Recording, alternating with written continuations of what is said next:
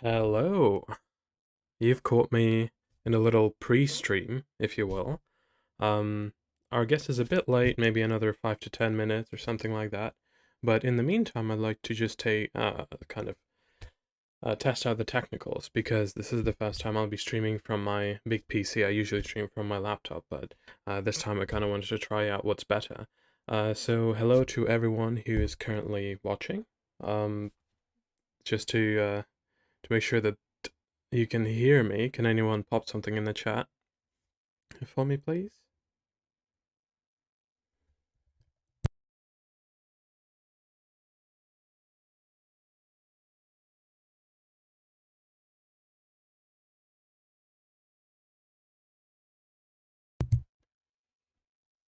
All right. If you can hear me, excellent, excellent. Oh, that's fantastic. Well, we're waiting for the Modern Monarchist, whom I've done one stream on his channel. Those of you who follow my Telegram link will know that I was a guest on his channel. So, and we really went for about 2 hours at the time, and it was really great. I think we're on the same wavelength about pretty much all the issues. They have some quarrels when it comes to religion, but not as many as with other people. Let's just say that. But so I've invited him over into my stream as well, and today something we're going to be talking about is Lord of the Rings, as you've seen from the stream title. Well, why is it important? I think that Tolkien is probably one of the last few men from the old age, the protectors of the old age. And what do I mean by that? Um, I think he's a man of the pre-modern world. I think he's not the man of the machine. He's a man of the forest and the stream and the wind and the plains. He's a man of nature. And he's a man of the countryside, a homely man. All of these, all of what I've just described runs completely in opposition um, to modernism, basically to the way we live now. Oh, someone says there's no sound. Let's see.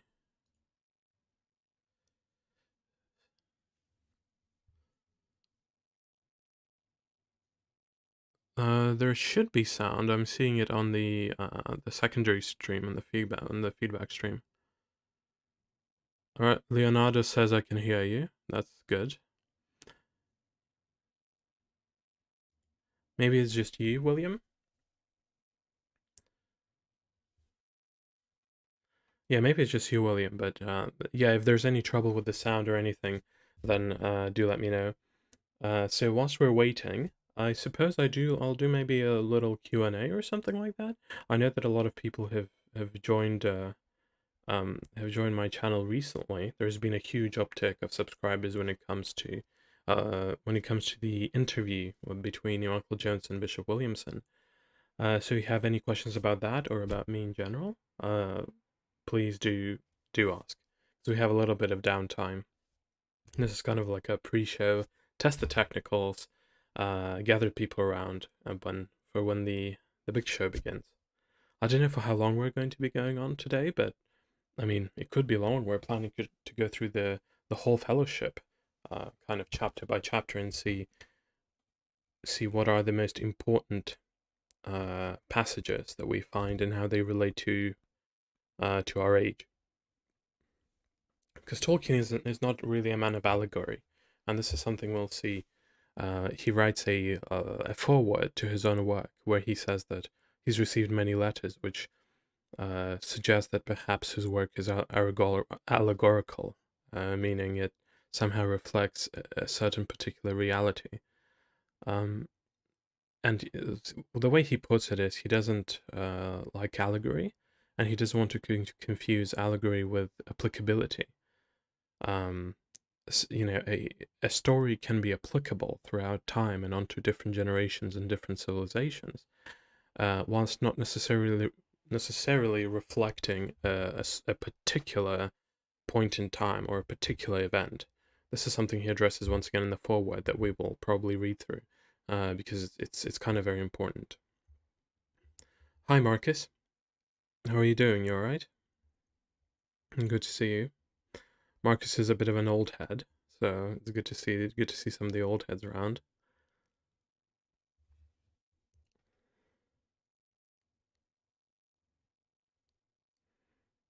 Yeah, this is going to be more of a relaxing make yourself a cup of tea, take out the book and see what two gentlemen can talk about. Um, this is that kind of stream. What else has been going on? Well, I'm thinking about doing a couple of videos on, or maybe one or two, I don't know, videos on baptism and what baptism really means for a Christian. Uh, it's very important because currently all these politicians uh, and all these modernists, they call themselves Christian, they call themselves Catholic, they call themselves Christian, whatever it is. They say these words, but really they don't mean anything. And why is that? Well, that's what we must explore. What does it mean to be a Christian? There has been a post by me on my Telegram channel talking about that. And if you remember, I said that to be a Christian, one needs to um, one needs to be baptized, and one needs to profess the true faith.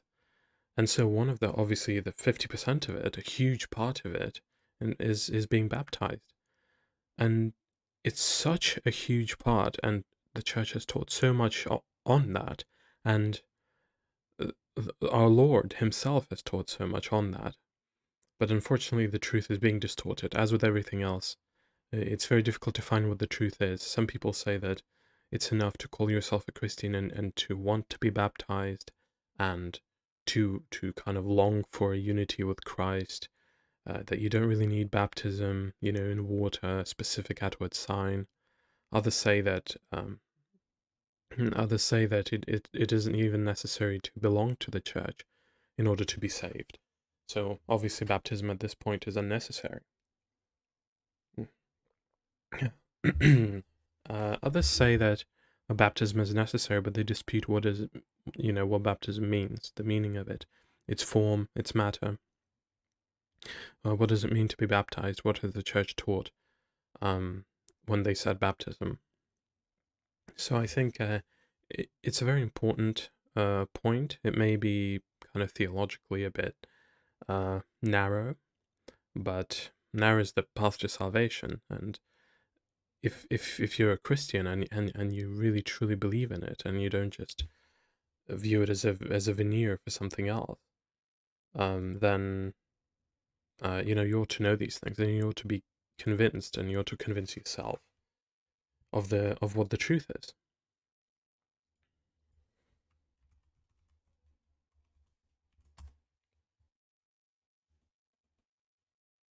All right, so the Modern Monarchist is ready.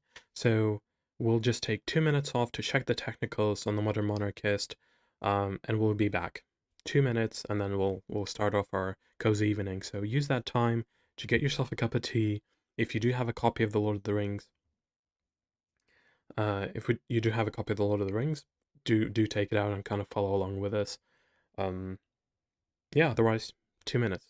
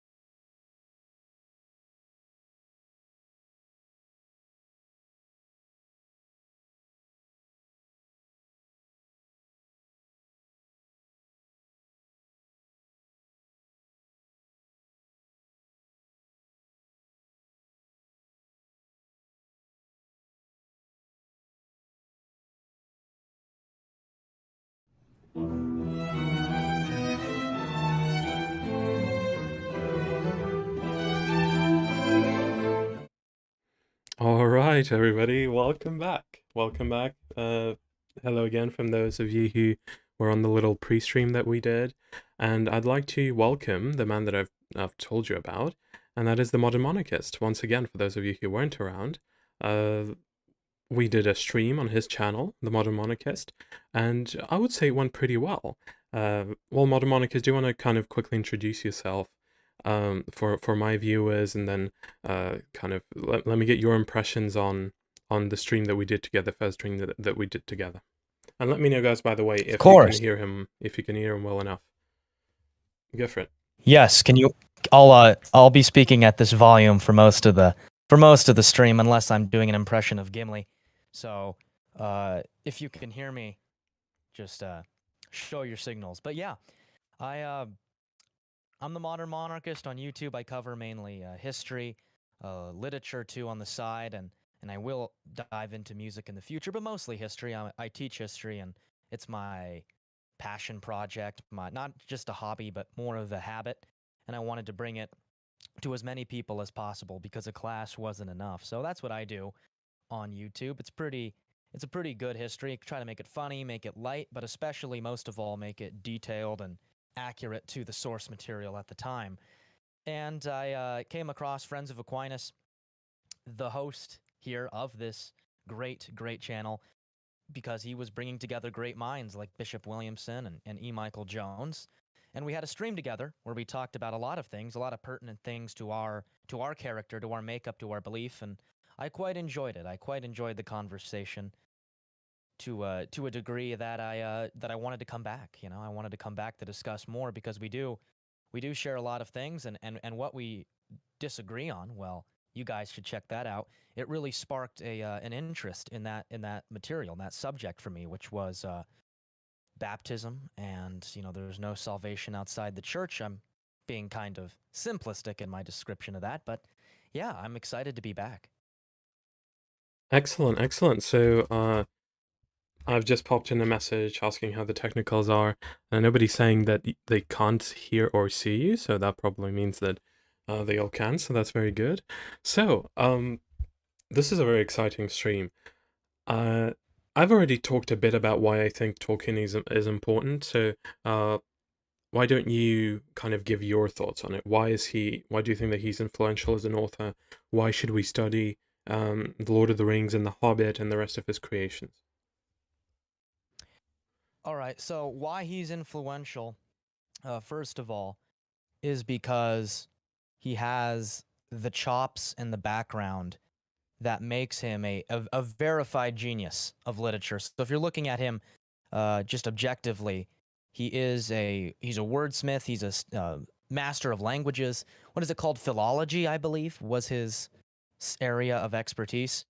And that being said, you really can't have a good world or just a good piece of fiction or good writing without having a fertile mind and someone who is well grounded in the epics and in the legends and in the beliefs of the greats behind him, before him. And Tolkien does that well.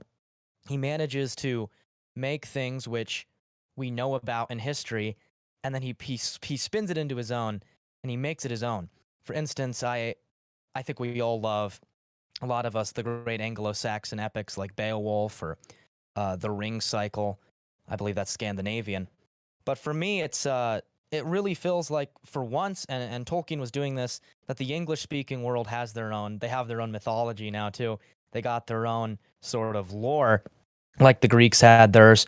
And Tolkien is so important because he is a modern writer who doesn't stoop to the level that a lot of modern writers stoop to, which is, pushing in degeneracy, which to me is what you get now with almost every single piece of fiction. Tolkien he has his worldview into the writing, whether he will admit it or not, but it is. His characters are white and black for the most part. There's only a few gray characters, maybe just Gollum to the mainstream.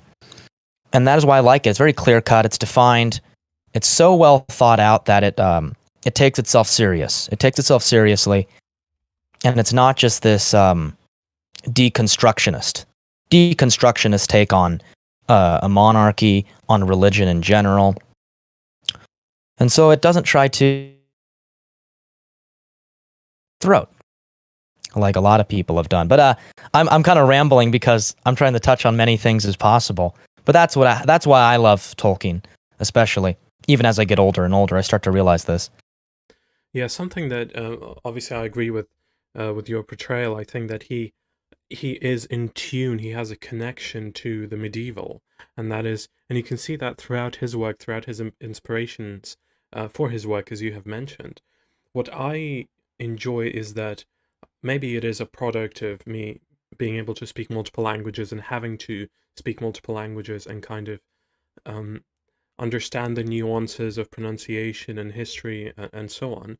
But I really like how much power he invests in language, itself. When he calls his characters particular names, there is a reason behind all the names. There is a reason that when let's say spells are cast, when something extraordinary happens, it is usually, as we'll see going through the Fellowship of the Ring, it's usually by word. Something is spoken and something supernatural happens. And as we know from before the Fellowship of the Ring, long before the events that took place in the Fellowship of the Ring, the world itself was created through language and through sound. It was created through music. And so for this kind of audial dimension, this linguistic dimension to Tolkien is an obvious connection to his education, of course, as you have pointed out, and he takes that and kind of makes it into something unique, makes it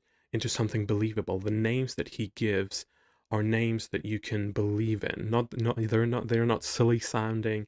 There is some authenticity behind them. There's historicity behind them. And in a sense, and we'll talk about it when we come to the foreword to the Fellowship, he writes this book as almost an exercise in trying to put history on a bit of linguistics. It's not that he came up with the world and then tried to come up with the linguistic side of it. It's actually the other way around, it seems to me, that he first thought of these languages, he first thought of these cultures and these people, and then he wanted to kind of project a mythology, create a mythology to accompany that language. And it seems to me that it is just like our world, really, and our religion. What is one of the many names of Jesus Christ? It's the Word. The Word became flesh. The Logos, as the MJ puts it, right? It's so important. The Word is at the very beginning of all. And I think Tolkien was intimately familiar with that. And that is why he went that way. And that ultimately has a connection of why he's ultimately a Catholic author. Because once you understand that the Word became flesh, once you understand that core, that the gospel is the most important thing that we have, the words of our Lord, then it kind of flows from that, I believe. But these are many things that we'll discuss and discover as we go along, I'm sure. Anything you wanted to add to that or respond? Yes, I will. And there, due to his breeding, due to his education, due to his faith, there's this synthesis in the man where he is, the peak man in a peak civilization, as I say. Yeah. Maybe, the English Empire, not to dig too deeply into politics or history, but maybe the English Empire was starting to become overripe by the time he was ripening. But he is a product of this Victorian era gentleman, and yet he's Catholic. He has all of these wonderful, wonderful traits from his breeding, from his education, that he just harnessed. And with dedication and not with haste. I believe Treebeard is indeed a very Tolkien-like character. I know Tolkien described himself as Faramir, but Treebeard isn't too hasty, and Tolkien wasn't too hasty either. He took his time with his writing. In the foreword of the Fellowship of the Ring, I believe he talks about the gaps and the length he took to write certain chapters when he was delivering them to his son, who was in the RAF at the time. And the Silmarillion was published posthumously. And a lot of writings, they're still dropping things from the vault, from the basement. And it's a sign that when you have an author like that, he's not lazy, like how I consider George R.R. Martin to be lazy, not just a ripoff, but a lazy bastardization as well, because he's sitting on the mound of his own ideas, which aren't that good, and he's not continuing his works. Whereas Tolkien was always working on them, but he was always mulling over in his mind how he was going to get things done. And that is why there's just like this care. Like, it reminds me of that wonderful art of, I believe it's called calligraphy, or maybe there's a deeper word for it, where monks used to spend so much time on the capital letters to the beginning of prayers or hymns. They would, all that wonderful work that would go into capitals. The flourishes, that's Tolkien on his entire body of work, and that is why what he has is, all of his works aren't that big, compared to some other authors. Like Stephen King, for instance, I don't have a big respect for. He manages to pump out these books like at an insane amount of speed, and I think his quality has deteriorated. If he ever had any quality, and I believe he did, the quality of his work deteriorated, I think, because he's basically gone. He's on E. And he doesn't have any of that wonderful breeding and traits that Tolkien had either. So that's what I appreciate about Tolkien as a writer too, is he's managed to bring together all the things that makes him great, and he made his country great, his culture, religion great, and with time and dedication, he made this wonderful, wonderful cursive, calligraphy, aesthetically pleasing, perfect work in all of his books. So, no, truly. Speaking of his kind of early life, have you seen the film Tolkien? Very briefly, want to probably discuss what surrounds kind of the people who aren't involved in Tolkien as we may be. They're walking down the street and they see a poster and it says Tolkien on it, right? And they're gonna probably go watch it because they've heard of Tolkien. Everyone has. He's the biggest author of the 20th century. And when they walk into that cinema and they see what do they see? Describe me. What do they ought to see if it weren't for their blindness? If it wasn't for their blindness, they would see a changing of the truth, a warping. They could see that evil cannot create anything good, right? Or is that what you're looking for? Because that's what I believe. I think it's a fake. I think it's a fake. It's a fraud. It's a phony. They cast out a lot of the things that made him who he was, and they made it kind of like a Anne of Green Gables or some kind of Hallmark romance. Yeah. It's basically don't watch it. Is our quick verdict on that film is don't really bother. The only thing that I enjoyed once again about that film is kind of the parallel that they've when he's in the trenches, yes, and he sees the fire throwers, and in his mind they kind of turn into these kind of dragons, right? And supposedly that's how he gets inspired by it. There's a bit of truth in there, as his experience, of course, as he says in the foreword, it does play a big role in writing the books, right? Even though it's not an allegory, but it had an impact on him as a person, so it can't but make impact on his work as well. So just like that, just like the Macbeth interpretation that we discussed in your stream yesterday, was it? I kind of think that little part I quite enjoyed. That maybe there is something to it. Yes. Well, how do you make Tolkien relevant to a modern audience? That's what a lot of people use to explain things. And well, a modern audience, I believe, doesn't. You don't need to relate to them. I think as strong Catholics, we definitely shouldn't relate. And how do you make someone like Tolkien, who is a strong Catholic? Well, you try to make him the lowest common denominator as possible. He loved girls, He loved a girl. He was a nerd, okay? And that's basically what they really push in there. He's kind of zany. He's kind of quirky. He's very talented, and he loves a girl, right? So they go for that low common denominator. And to me, it's not enough when you're covering someone like that. It's like calling Shakespeare, oh my goodness, he likes poetry. And oh, by the way, there's a romance too. It's like, what? There's so much more to him than getting involved in a romance and writing poetry to her. Yeah, for sure. For sure. So, without further ado, I suppose, we've got your tea ready. Have you got your tea, Modern Monarchist? I had a lot of coffee. I'm not an Anglo guy. Okay, well, you know what? I've actually discovered coffee quite recently. I didn't really drink it for my entire life. I always thought it smelled a bit weird. I was always used Mm. to I was always used to tea. Um, but recently I've started drinking coffee. It's still not the best. I still don't see drinking. I don't see drinking it for pleasure. Maybe with a lot of milk, but it definitely works. Let me tell you something. It Mm. definitely works. I thought that was a myth, but it definitely works. So maybe I should It drink. does. 5 cups a day, black and bitter. You know, Is you'll that is grow to that love it. is that how Cowboy you have them coffee. 5 times a day? Wow, no wonder you I have have. so much energy. Jeez. Yeah. Yep. You need it. You need it. You know, it's 5 cups a day, black and bitter, and your guts might be of a finer composition than mine. That's actually a good thing because I'm, the Polish, intestinal system can handle the coffee, but I don't know. I know you're not English. You're Ruski, right? You're Yeah, you're a that's right. That's Muscovite. right. Muscovite. So maybe we share more common anatomical traits than I'd think. Oh yeah, for sure. With the Yeah, more than we would share coffee. with these Anglos in America and in England. Um, Yes. but in any case, so here we go, guys. Tolkien's The Fellowship of the Ring, the first book in the Lord of the Rings trilogy, and it was written kind of as a because let's just say that after people read The Hobbit, they really liked it and they wanted to find out more about it. They wanted to find out more about the world. They wanted him to explore that more. And that's what he did, and that's what The Lord of the Rings is. It's a sequel. And uh, he actually went back and edited The Hobbit later on in order for it to fit more with where he was going in The Lord of the Rings, especially regarding the Ring of Power itself. It wasn't actually in the early Hobbit editions, though.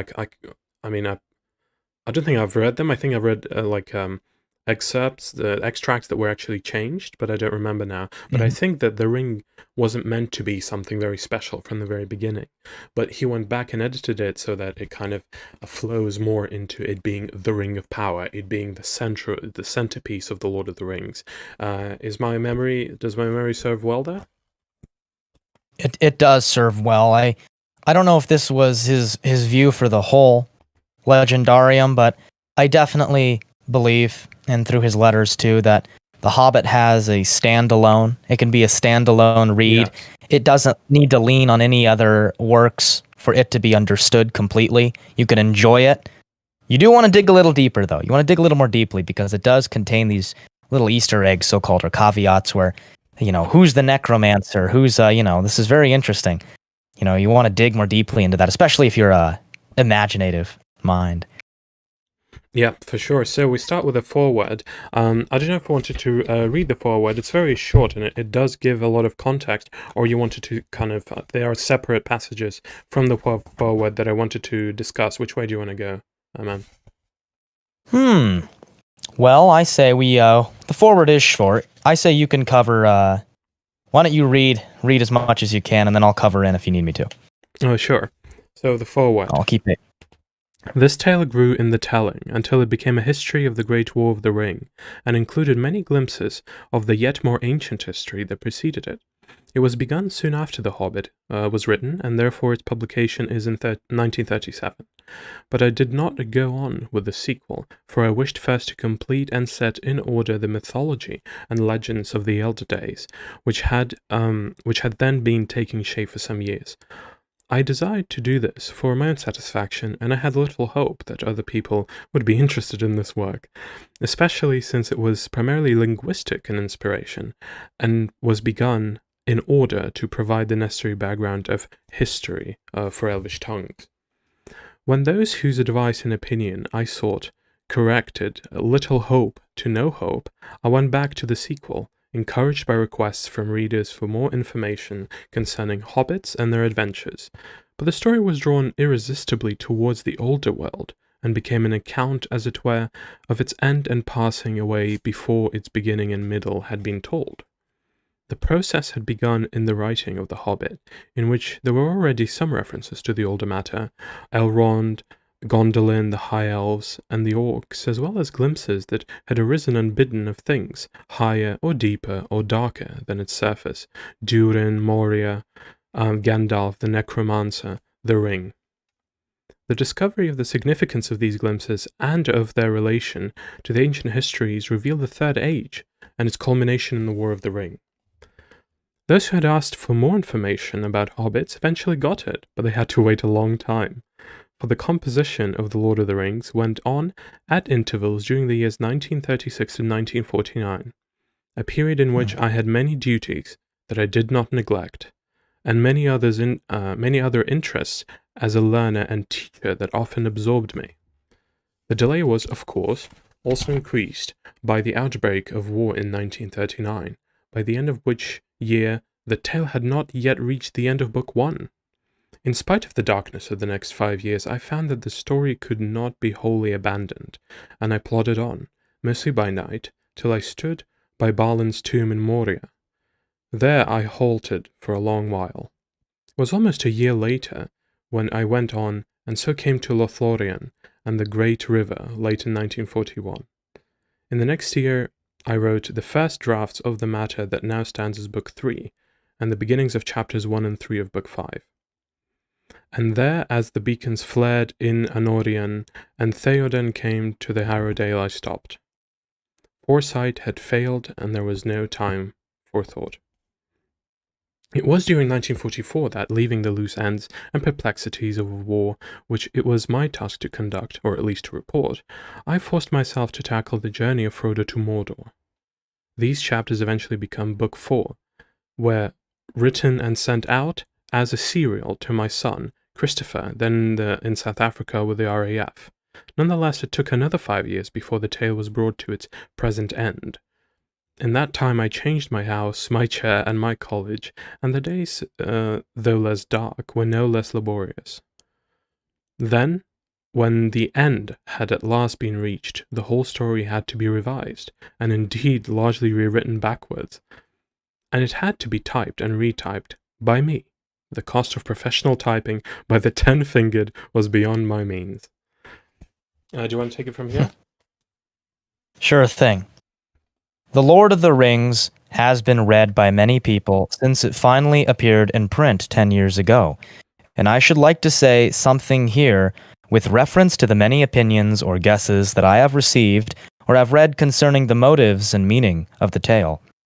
The prime motive was the desire of a tale-teller to try his hand at a really long story that would hold the attention of readers, amuse them, delight them, and at times maybe excite them or deeply move them.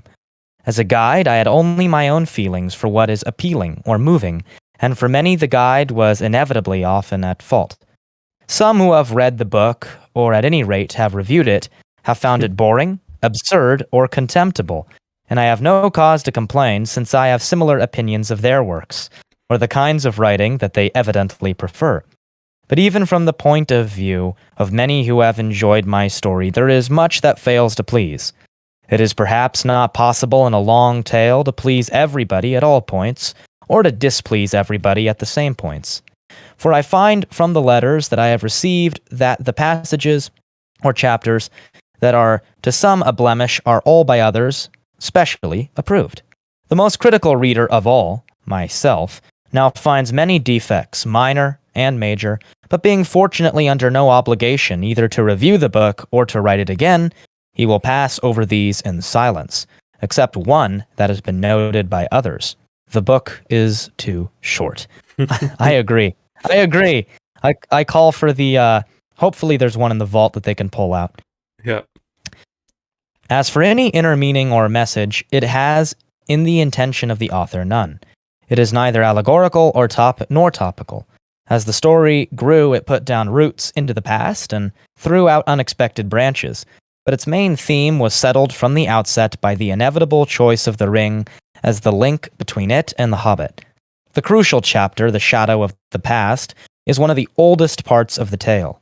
It was written long before the foreshadow of 1939 had yet become a threat of inevitable disaster, and from that point the story would have developed along essentially the same lines, if that disaster had been averted.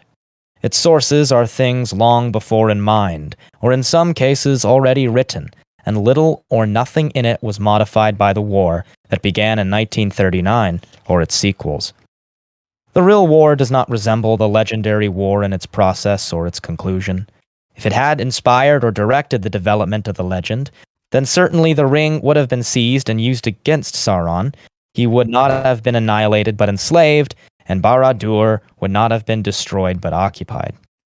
I find that very poignant and quite interesting. Yeah, I I'd like found to that think about passage to that be later. very interesting as well. Yeah, we ought to discuss that a bit more, I think. But Yes, I believe he's talking about post-war Europe yes, and the Iron Curtain.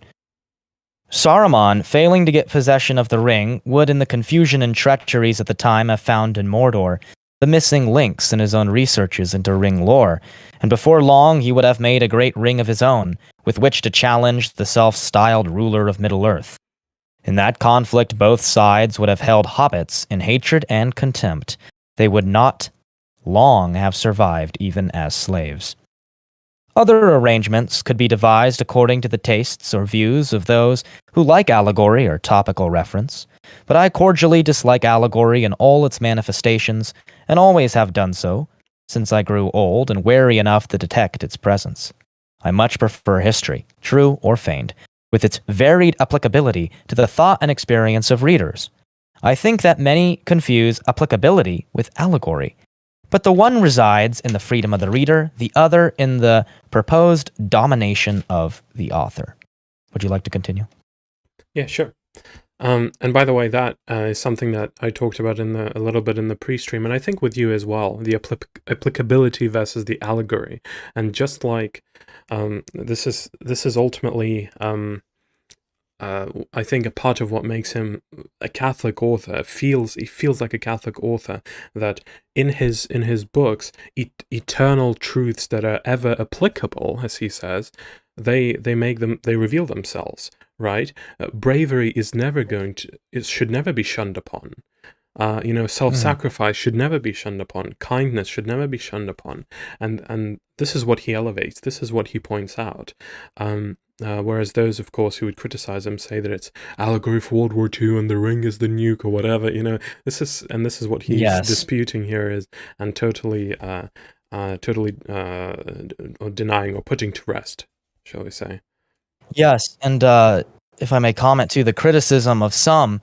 And I'm talking about George R.R. Martin again, who said, well, what is Aragorn's tax policy? And, all of this business, like, you don't need that. You don't need that in a work of literature. It's, if you know how a, medieval monarchical system worked under a just king, it's just evident through history. It doesn't need to be explained. Precisely. I'll continue. An author cannot, of course, remain wholly unaffected by his experience, that is. But the ways in which a story germ uses the soil of experience, what a beautiful little phrase, in which a story germ uses the soil of experience are extremely complex, and attempts to define the process are at best guesses from the evidence that is inadequate and ambiguous. It is also false, though naturally attractive, when the lives of an author and critic have overlapped, to suppose that the movements of thought or the events of times common to both were necessarily the most powerful influences. One has indeed personally to come under the shadow of war to feel fully its oppression.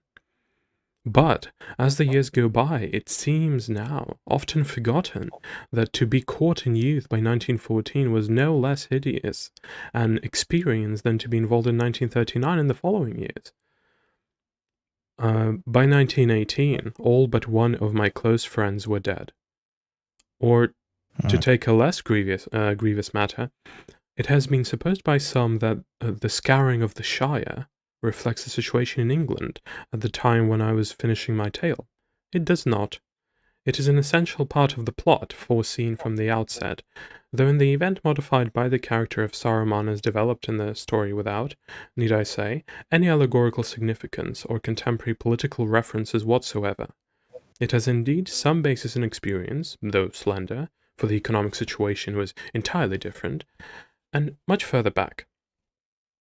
The country in which I lived in childhood was being shabbily destroyed before I was 10. In days when motor cars were rare objects, I had never seen one, and men were still building suburban railways. Recently, I saw a paper in Recently, I saw in a paper a picture of the last decrepitude of the once thrilling corn mill beside its pool that long ago seemed to me so important. I never liked the looks of the young miller, but his father, the old miller, had a black beard, and he was not named Sandeman. J.R.R. Tolkien. Well, there you go.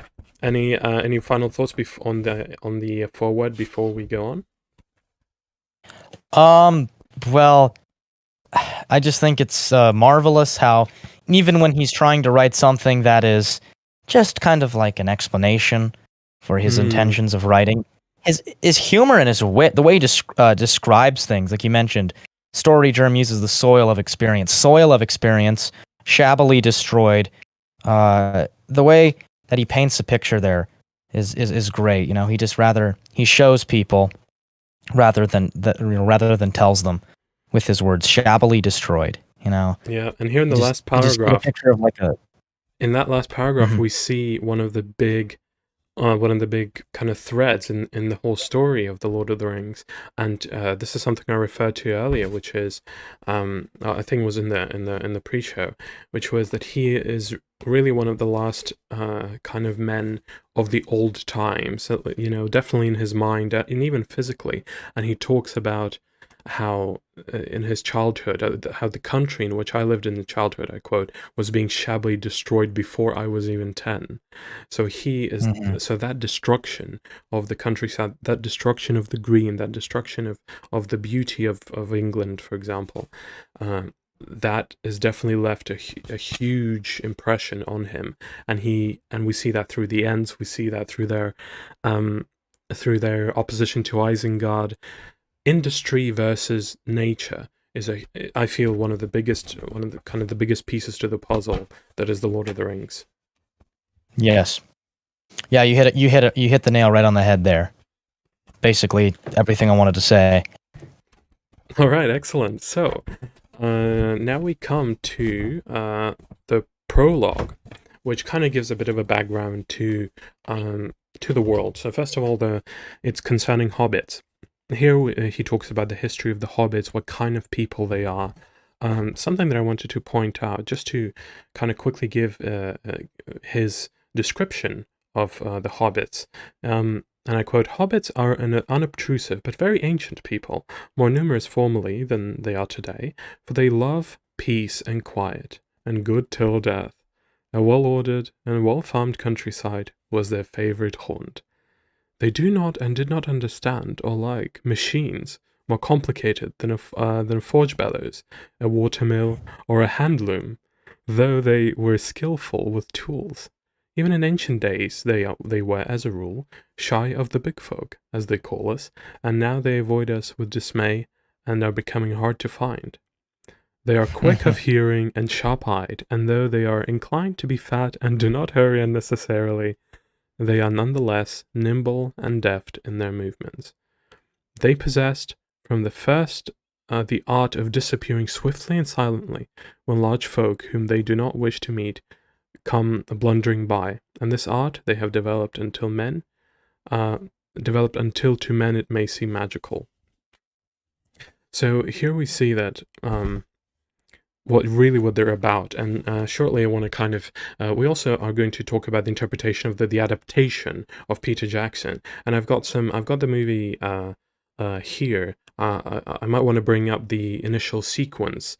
I think Peter Jackson hits it right on the head when in his little scene concerning hobbits, and of course Howard Shore the music that Howard Shore composes for this is totally perfect, and I think his interpretation of the Shire, his vision of the Shire, which is partially Alan Lee's, he was a famous Tolkienist artist, that vision just is a perfect reflection, I believe, of those people who love a good till death and value above all peace and quiet.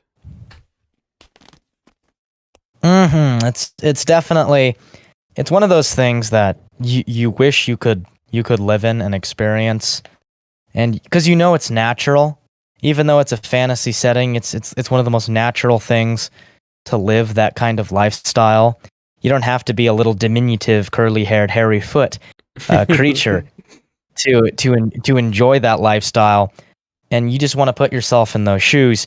And the way the movie does introduce you, along with the characters that are going to be mainstays in the trilogy, the culture and lifestyle, like you mentioned, is great.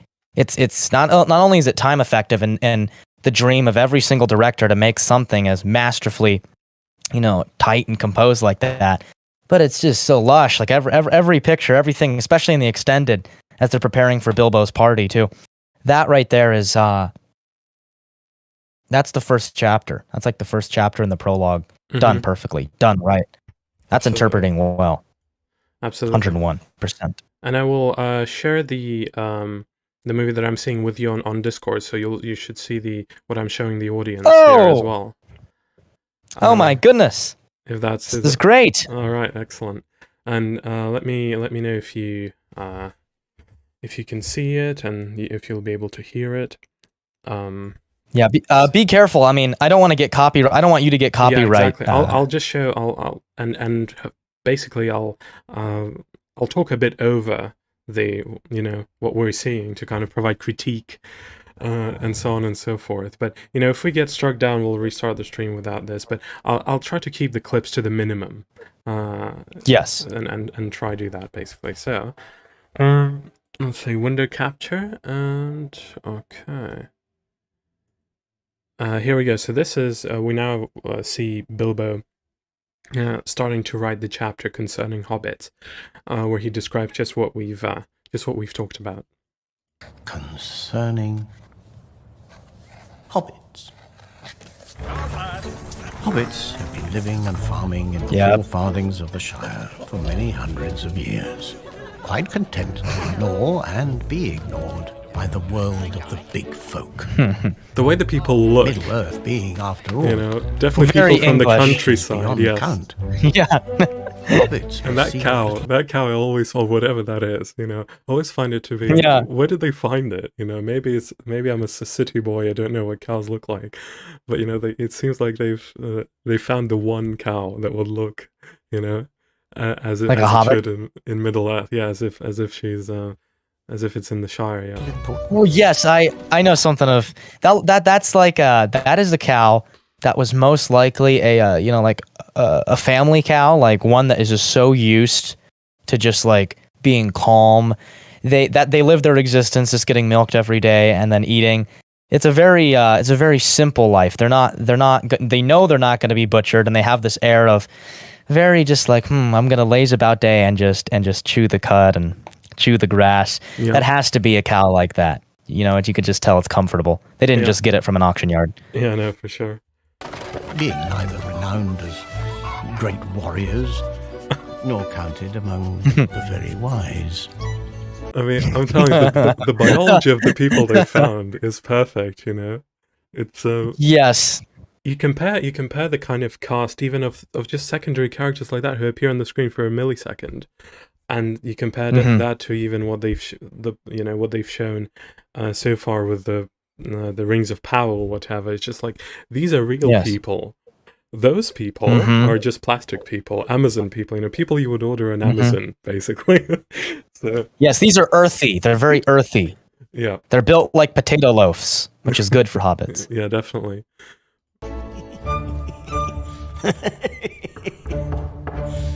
Frodo.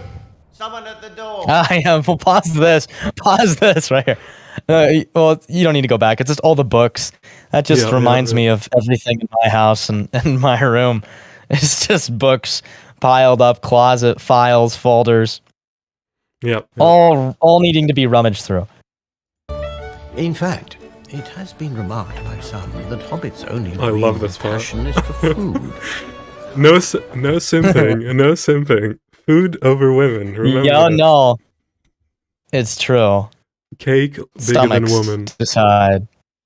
A rather unfair observation, as we have also developed a keen interest in the brewing of ales and the smoking of pipe. But where our hearts truly is in peace and quiet and good till death. For all hobbits share a love. Yep, right there from the book. Yeah. Grow. And of course, the first shot was Sam. And Yes. no doubt to others our ways seem quaint. But today of all days, it is brought home to me. It is no bad thing to celebrate a simple life. Yeah. So I think that's Wow. given a kind of a good enough snippet of the interpretation. Oh, hold on. I think we're already being struck down. Oh my goodness. Heads up, hold on. No! Your stream may be This temporary. isn't good. Okay, well, there's that. Even though we've, whatever. I think my stream is still going. Are you though. struck? I don't think so. Do we need to be careful? I probably do. Hold on. The stream is still going, so we'll see. Let me go on to my... They Oh, are yeah, gonna the- do it. The stream is still going, so that's yeah, good. but they are gonna do it. Like Yeah, I've definitely. watched a few clips, and they always follow through with their demands. They'll Alright. dominate. Well, in any case, we'll have to describe them. I think most people would would have seen the film in any case, so they would know what Yes. we were talking about. Well, probably is Dang there it! I like wanted it to be a viewing party. This is the thing. Do you know what? We should probably do that.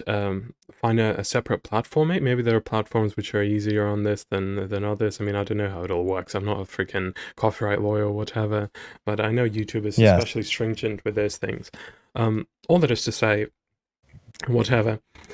So that interpretation I find is so faithful and so exactly Tolkien. When I read what we've just read from the prologue, I maybe it's because I've seen the maybe because I've seen the films before I've read the books, but to me it just matches. It just comes up instantly in my mind. And I think if it wasn't such a good interpretation, I wouldn't have remembered it. I would have just cast it aside and kind of let my imagination flow freely. But it's just so good and so accurate. It seems like to me that I instantly revert back to it. They brought the words to life. They're moving portraits of the words, and that is why it makes sense. That's why it connects. That's why it's memorable. Yeah, for sure. Because it's a fitting adaptation. So from the first chapter, the concerning hobbits, is there any passage that you wanted to, any other passages you wanted to look at?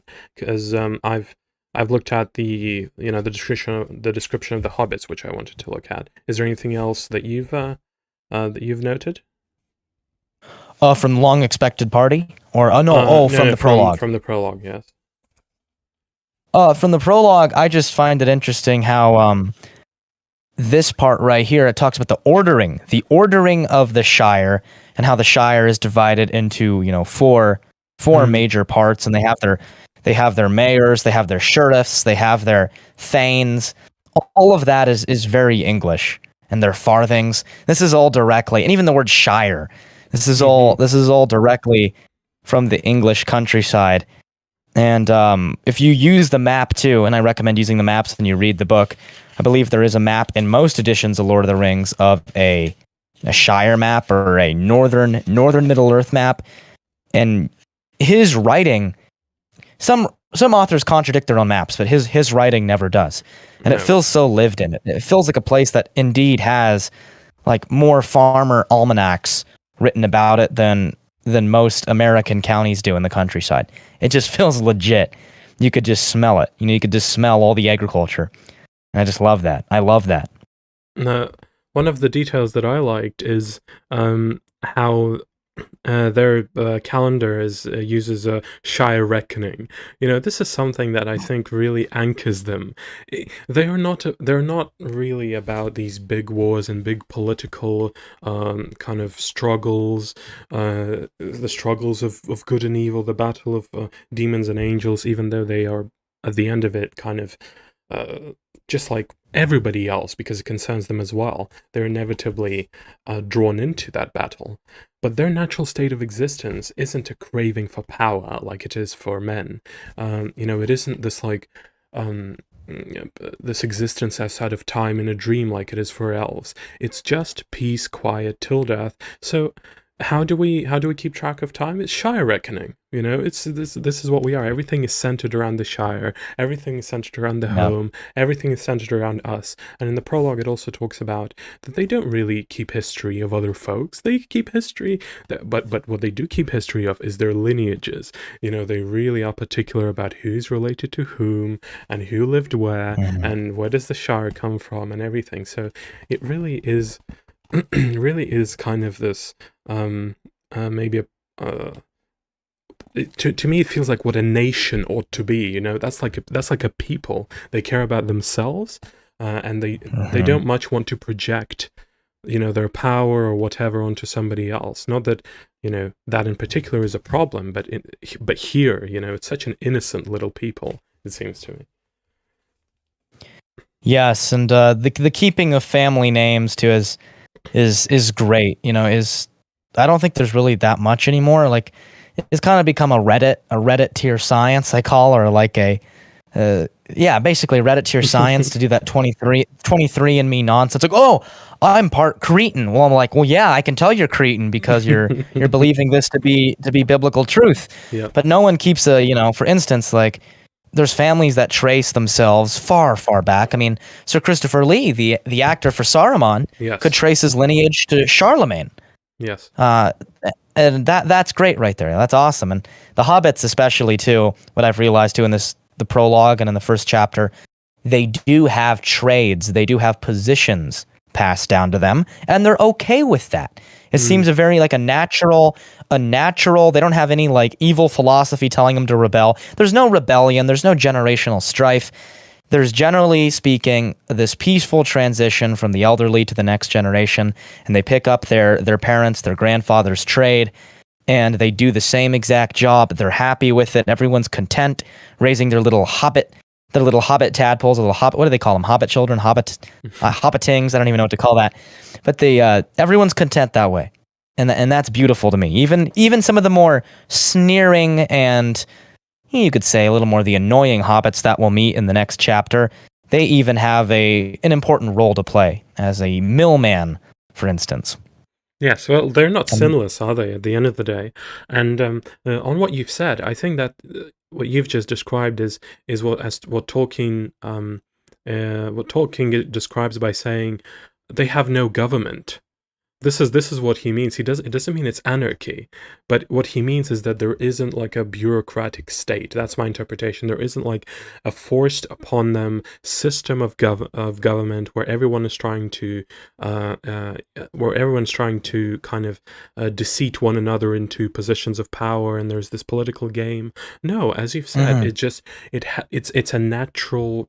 It's a natural creation that is kind of a natural creation that is kind of passed down, and what you've said, everything is fine with it. I think we'll see that echo as we go along, especially in Sam. I think Sam represents that natural hierarchy and that natural way of life the most. He's fine with calling Frodo master. That's what he does all the time. He understands his position in relation to him, and guess what? He does it without any second thought. Which is just, it's a way of life that is absolutely unspeakable. But I dare to say that this is how we've lived in the past, us meaning humanity, mankind. Yeah, we've left it all in the dust, and that's why, anything that ever tries to deviate to make it more relatable and be like, no, what happens if Sam was like, I'm just going to abandon you. I don't want to be your servant anymore. I'm stronger. All these things. My opinion matters also. You ought to listen to me. I know, yeah, he's loyal. He's loyal to a fault. And even Merry and Pippin, to some degree, have the same amount of loyalty to Frodo, who is kind of like an uncle to them, because there is an age disparity, you'll come to find, and that's what the book Bilbo in the Hobbit movies, wherever you think about them, he's about the same age he is in the movies, whereas Frodo is older in the books when we meet him. I believe he's 33, right? 33? He's 33 when he leaves, I believe. Oh, no, yeah. I think he's about to be 33, about to become come of age. He's about to come of age. Yes. And then Gandalf is gone for quite a while. He's gone for like 10 years or something like that. This is what we don't see in the films, right? But we'll get to that. That's in the future. We don't want to go too ahead of ourselves. Yes, we don't. Something that I've highlighted just to actually put text. Put a source. You ever got a source? Yes, I have a source. So if here it says, Nice. So all hobbits were in any case clannish and reckoned up their relationships with great care. They drew long and elaborate family trees with innumerable branches. In dealing with hobbits, it is important to remember who is related to whom and in what degree. It would be impossible in this book to set out a family tree that included even the more important members of the more important families at the time which these tales tell of. The genealogical trees at the end of the Red Book of Westmarch are a small book in themselves, and all but hobbits would find them exceedingly dull. Hobbits delighted in such things, if they were accurate, and they liked to have books filled with things that they already knew, set out fair and square with no contradictions. I love that last little part. Yes. They I'm sure wanted they described the clarity. That's what they wanted. of the simple things, the logging, journaling. They Yeah, loved who's my it. grandma? Who's my grandma? Like, I need to know. Yeah, You know. what did they do? Yes. What did they buy this day? Or, all of that. Yeah, that's a good point to make. And you'll find too, like the note on the Shire records is a great one too, that I wanted to point out, because they have in this place called the Great Smiles, which is the Great Smiles, I believe, is part of Brandy Hall, which is the Took residents. The Took residents, who are this very famous family of hobbits, who are the most clannish of all the hobbits. In fact, they're kind of more rebellious, and that the Brandy Bucks and the Tooks aren't they related? Right, they're cousins. Yes, well, I think pretty much everyone is a cousin to everyone. Yeah, okay. Of a certain way, yeah. But they're even more. Yes, I think yes, there's a close affinity, definitely, especially in terms of they're the most rambunctious of the hobbits. You'll see the adventurous, what they call curious of the hobbits. That's what they call them, peculiar. And they're always doing the things that are most adventurous. They're exploring the northern downs, the hills, and they also like to create even bigger and more grand halls and tunnels and nice little hobbit holes. And one thing they do have is called the Great Smiles, which is a collection of books and ancient histories of other events, which is rare for hobbits to do. So, for instance, it'll mention that the Great Smiles, the books were of less interest to the Shire folk, though more important for larger history. And it goes explaining on several paragraphs later that only here in the Shire were to be found extensive materials for the history of Numenor and the arising of Sauron. It was probably at the Great Smiles that the Tale of Years was put together with the assistance of material collected by Meriadoc, so Merry Brandy book. So as we'll find later in the books, they'll go exploring, they will go on adventures, and they'll meet grand characters that live in Gondor or Elrond in Rivendell, and they'll get all of this information from them. And then only in the Shire will it be retained, which is strange, but I'll go with it because it's like, wow, Gondor doesn't have it, Rohan doesn't, well, obviously Rohan, but Gondor doesn't have it, but yet it's found in the Shire. So don't just paint the hobbits into a corner, that they're not all, that they're all just a bunch of, farmers or homesteaders. They certainly like their lore as well, too.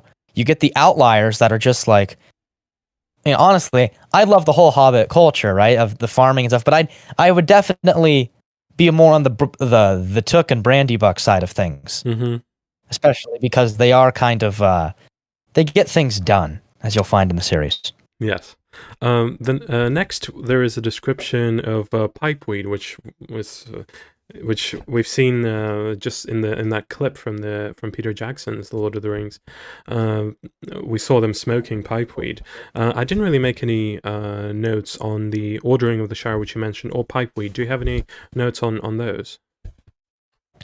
Oh, well, I don't think we need to read too much. I mean, you can if you want, but it's a very common, well-known thing with the movies and the books. That it's basically a tobacco, and it's grown in the South Farthing of the Shire, which is a big farming district, and it's so well loved that even we'll find it goes to parts of the world of Middle Earth that are indeed quite against the Shire. So you'll even have someone like Saruman, who we'll meet later on, who is quite antithetical to the Hobbit's way of life. He thinks that pipeweed might be below him, but he has stores of it himself that he likes, and he's been buying it from the Shire as well with his agents. But that's going too far ahead. But it's a great pastime. It's a stand-in, I believe, for just tobacco in general. Yes. This pipeweed. And it's important because this is something that hobbits actually did first, and this is like one of their marks upon the world, right? Is that everyone gives them credit that they were the first ones to actually put what is for us would be tobacco into pipes and actually smoke it, and from there it went as you've said as far as to wizards, right? So this is like. Even though people may not recognize it, the peoples of Middle-earth may not recognize it when they smoke, but that is kind of their one crowning achievement is popularization of pipeweed in a sense. They love talking about it too. They won't shut up about it. So as you'll find. So why don't we actually get to the actual book? So now we've moved on from the prologue. If you ever guys get books. If you open up your books, Lord of the Rings, it will be usually the books will be full of maps, and these maps are excellent, as Modern Monarchist pointed out. They're very accurate. They aren't contradictory in any way, and they're beautifully drawn as well. They're not too complex, but they're beautifully drawn. There's an elegance to those maps, I find. So where are we at right now? So the chapter 1, A Long Expected Party. So this is when Bilbo Baggins is about to turn 11-1, as they call it, which is 111, I believe. And so this is a party of special magnificence where people from and hobbits from all over Shire, from all over the place, they will gather together, those who are invited and uninvited, for this huge occasion. And why is it huge? Because Bilbo's kind of seen, if you've read The Hobbit, if you've at least seen The Hobbit, he's seen as a strange Hobbit, in a sense that he's been on huge adventures. He's contributed to slaying dragons. He brought so much treasure back from his adventures. He lives to such an age, and yet looks like he's much older. So there's definitely an air of something that's peculiar around him. He's definitely not a standard hobbit. Of course, he's very rich, thankfully, thanks to his adventures and to the gifts given to him.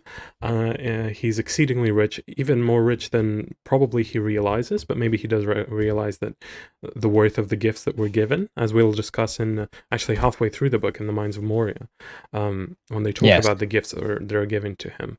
But here's a party, and what do we see? We see Gandalf arriving at that party. Now, let's see, any passages in particular from Long Expected Party you wanted to mention?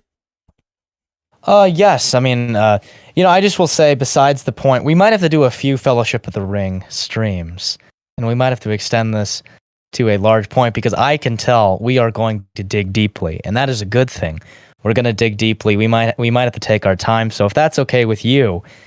And we don't want to be too hasty, do we? We don't want to be too hasty. Well, the way I did it when I went through the books, on each chapter I have one or two notes. So what I was thinking is we give a kind of a general view of the chapter of what's happening, and then we discuss the passages that we thought were most relevant in that chapter to ourselves. They may not be relevant to the story, but perhaps artistically they may be relevant, or or they may be relevant to the story in any case, and then kind of move on. Obviously we don't want to discuss every comma.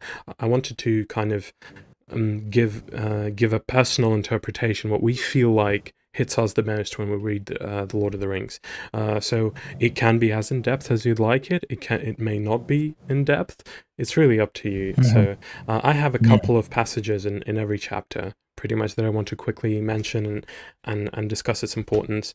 If you're fine with that format, then go ahead. If not, just hijack it and do whatever you like. But this is kind of the general plan. I'm good with it.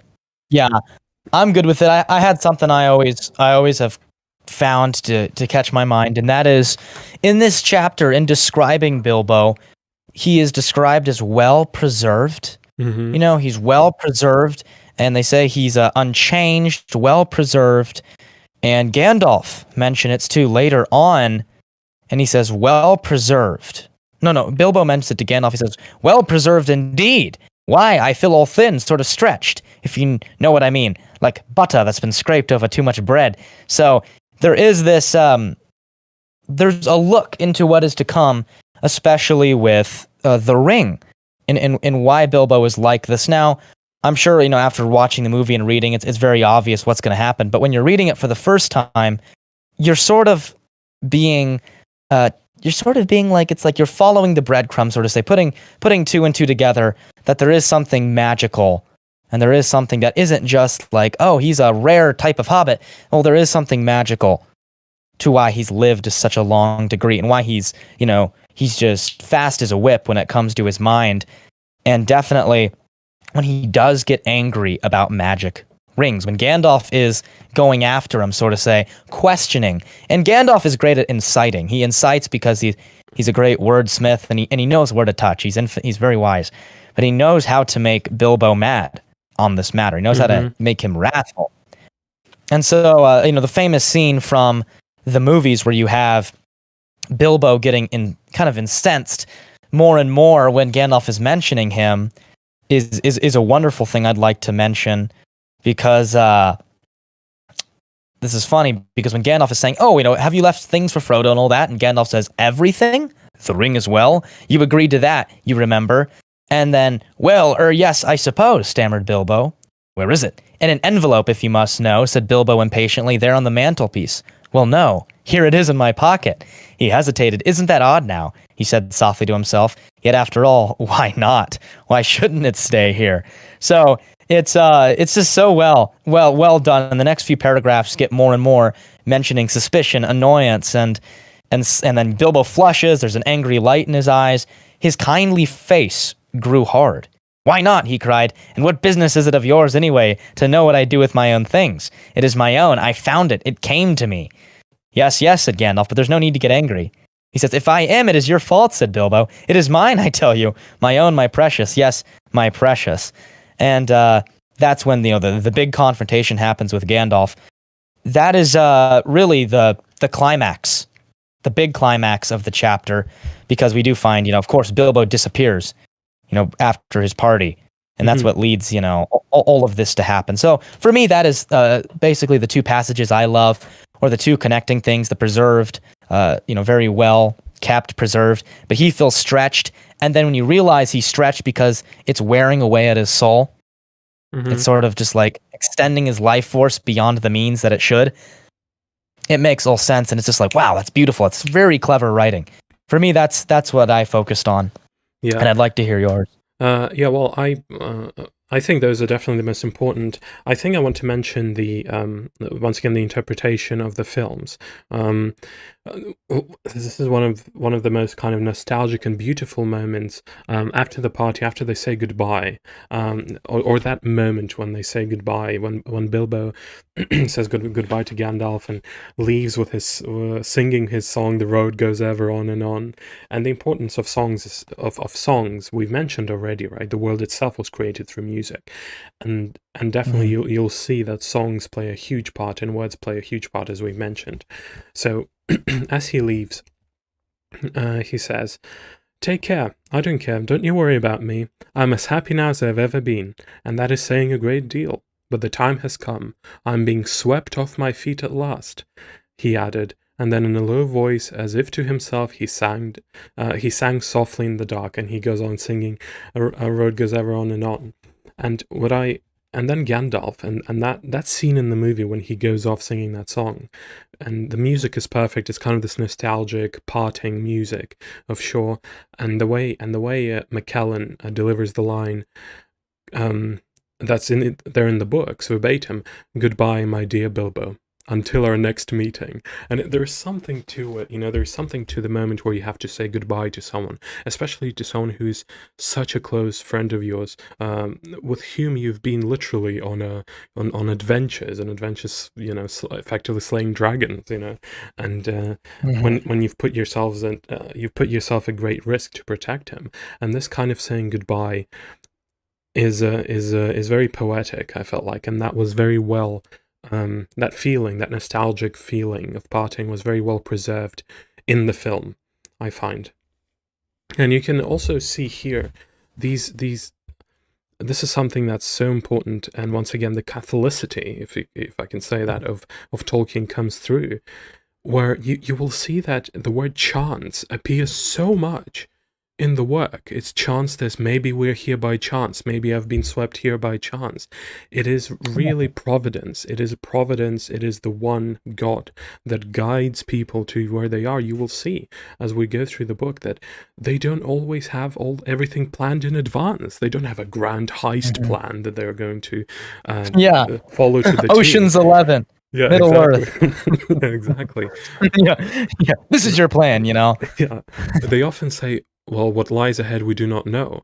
And here you see that already being mentioned, where Bilbo says, I'm being swept off my feet at last. I'm being swept. What is sweeping him? You know, there is an air of this kind of, I'm going because I feel like, and he says, now is my time. I feel now is my time. I'm being swept. And this is something that I think is the most concrete example of Tolkien's Catholicism in the work, is that God is ultimately in control. And in these great perilous times where seemingly unsurmountable evil is there for you to fight, and it seems like you have no tools to fight it, if you just keep at it, if you keep at the path that God seems to be laying down for you, it will all turn all right. And that's where I feel a big piece of the puzzle of this work as a Catholic work lies ultimately. Resignation to things outside of your control. That is true. I like that. Yeah, I like that. It's the movies do that quite well as well. I feel like that's what they carried on. There's no bucking, and there's a scene where even I'll leave that for the Moria stuff. I think you know what I'm going to say. Yeah. It's a very well known. Well known. So much. When Bilbo leaves, of course, Frodo comes back, finds that Bilbo's left. And they talk with Gandalf about the ring. Gandalf presents him with this information that in fact Bilbo has left. He's left you all his possessions and the ring, and he goes off. I believe at this point he goes off to discover what is that ring. Gandalf goes off to discover what that ring is, whilst Frodo just lives his normal life. And I believe he's away for about 3 years. He comes back, then he goes back again on his quest for knowledge, and then he comes back 8 years later, and they have this conversation. And I believe that's what the Shadows of the Past, the second chapter, that's what it is. It's that conversation about what do we do now that we know this is the Ring of Power, or probably know that is the Ring of Power. What do we do with it?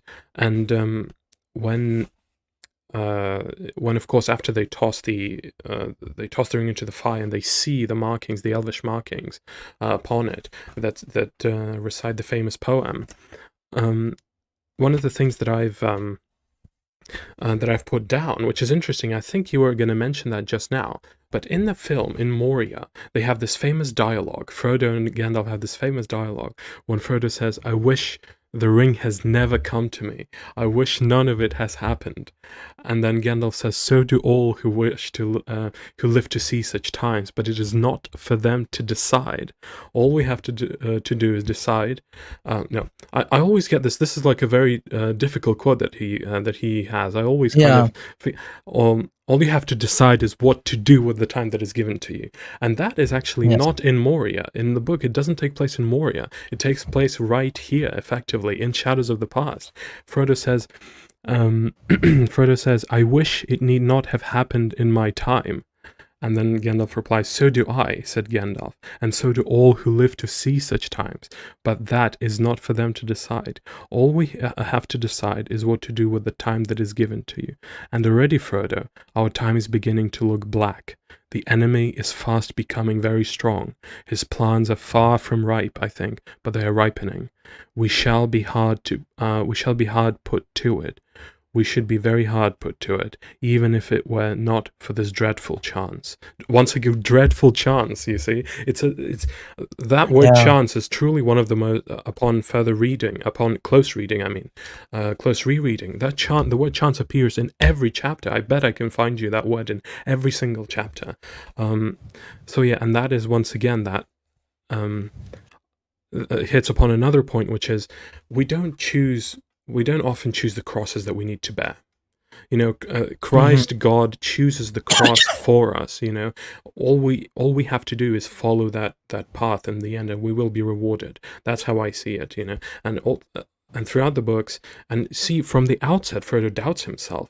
I wish this hasn't happened to me. Why did it happen to me? And Gandalf says, don't think about it. Think how you're going to tackle this. Think what is ahead of you and how you're actually going to meet the challenges that you face. It's such a Christian notion. It is. I love it, and I think it'll be a running theme throughout the books as well. Throughout our stream, you'll just find it mentioned quite often because resignation, this leaving it up to what they say is chance, is one of the most common motifs throughout the series. One sec, I got a cough. I might need to disappear real quick. I need to get some water. Do you mind? I have a... No, go for it. I'll address my chat in the meantime. No worries. Let's see, guys. The Mormon says...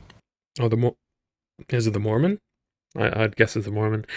Their algorithm catches the music theme songs, so it's best to talk over them at greater volume. Okay, we'll try that at some point, but I don't want to try it again. I don't want to just totally nuke my stream.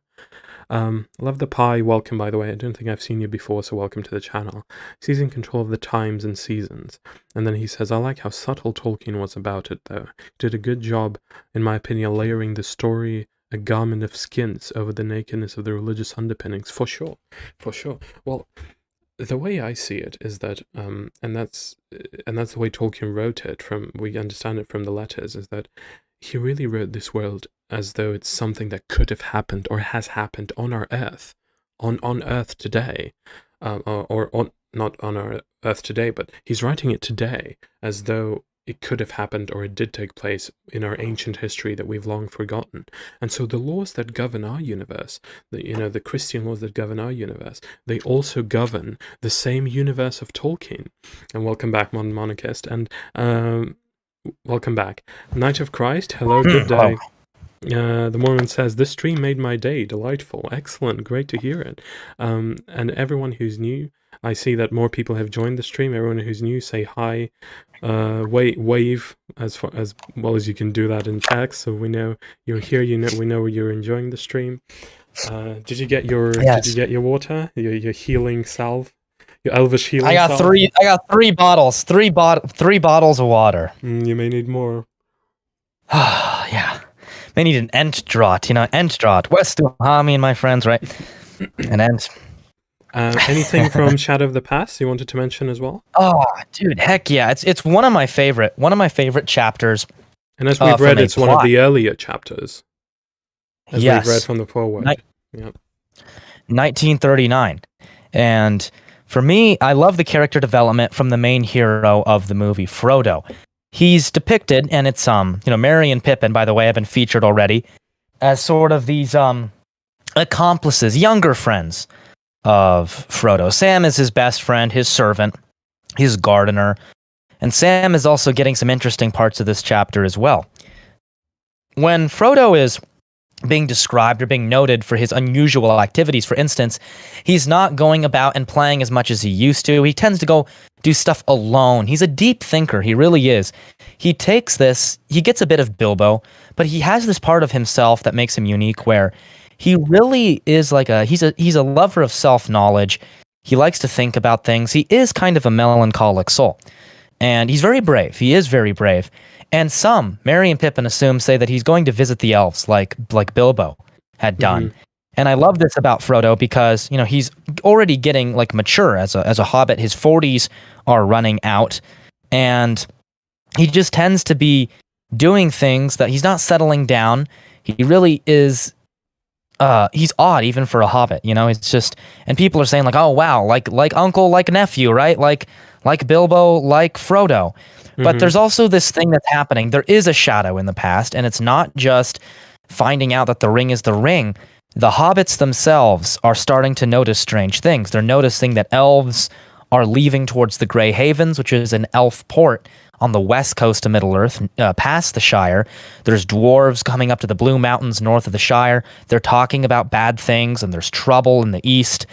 And it's really just like rumors of it and whispers of an enemy in the land of Mordor. Very dark things. And it's starting to disquiet. It's starting to make the hobbits a little concerned. It's ominous. And Tolkien mentions that there's trolls and abroad, and there's orcs multiplying in the mountains, and there's fears and wars, and there's all these terrible things and hints of creatures. And why the hobbits are safe in their little realm is going to be discovered, and it's actually quite something to do with what's called border control.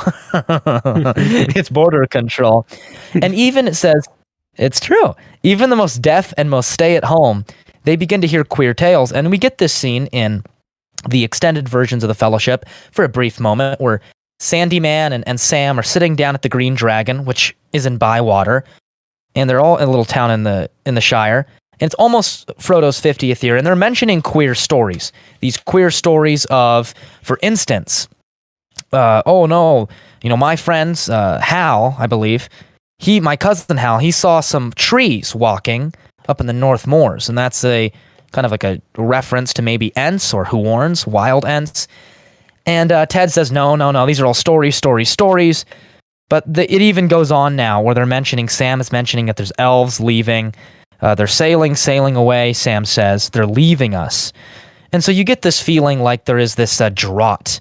There's this drought of wealth and happiness and ancient history that is leaving Middle-earth, and Sam doesn't like it. Sam is a student of Bilbo and Frodo. He's very near and dear to them, even though he's like a different class. The class division is real. It's never discussed. It's really never argued.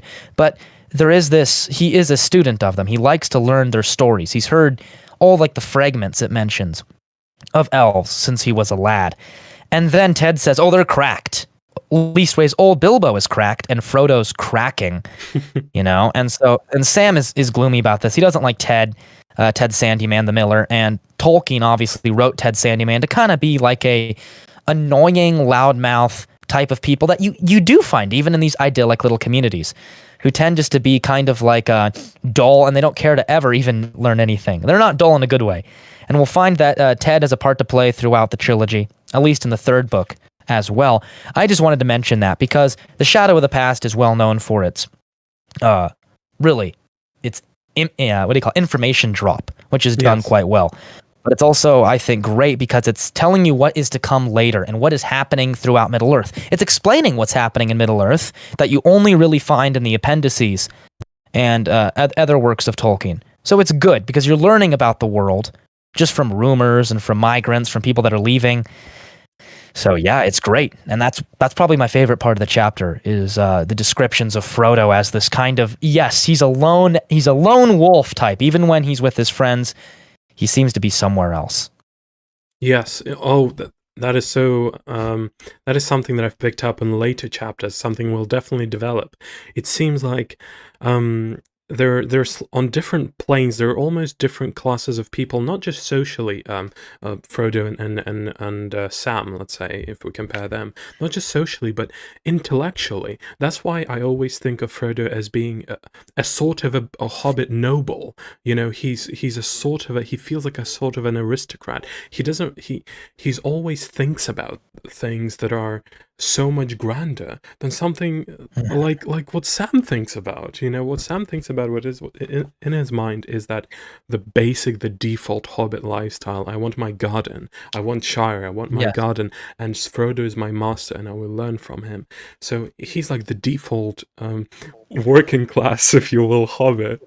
Whereas I always saw Frodo as a noble, an aristocrat, and later on in a later chapter we'll see when they meet the elves, they describe them as, or not. I think the elves do as well. But when they come to the prancing pony, the innkeeper there gives a description that he's been given that's been given to him by Gandalf of Frodo, and he describes him as more fair, and sort of that gives me a feeling that he's some sort of a higher being, not just socially but intellectually to Sam. That's not to say that Sam doesn't have, or is in a has less of a value. It's just that he plays his own role, and Frodo also plays his own role, and this is something that is so alien to the way we think right now in the modern way of thought. Not to get too political, but the new way to think is, and the new way to view society is horizontal. Everything is horizontal. Everyone is equal, and we're all equally as smart, and we need to play the same role. We all are this, like, contributing to society. Each one of us is contributing just as much as the other. But here we see that dimension of the old world, which is of order, that is never questioned, that is naturally understood, and that is intuitive. And I think that is seen in the way Frodo always thinks about what he has to do. He oftentimes, even though he's with his friends, he says, I have to go do this, I have to do this. So he really thinks of himself as the hero. Well, maybe not the hero, but he really feels like, if it's not me, it's nobody else. Right. Mm-hmm. And it's proved. What you said is proved, especially since, for instance, when Gandalf and Frodo are having that very climactic talk about the rings and Eregion and all this lore that Gandalf is allowed to drop because it's natural, because he's just like this walking lore dump. And, it's just wonderful, because that's why I love him, because you feel like whenever he's around, you're going to get some little tidbits of juiciness. And if you're reading Lord of the Rings for the first time, you'll find it. He's just dropping history, and you're going to want to investigate it. But it says when they're talking, the sounds of Sam trimming or clipping the grass could still be heard. And if there wasn't a master-servant dynamic, if there was no class separation there, Sam would have been like, hey, I'm going to join in on the conversation, right? What are you guys talking about? Hey, why are you leaving me out of this, But he doesn't do that. And Gandalf, he eavesdrops. Stop wizard-splaining, Gandalf. Yeah, you wizard-splaining. Yeah, you're stop wizard. Yeah, you Maiar-splaining. Stop, please. You're demeaning us, you condescending.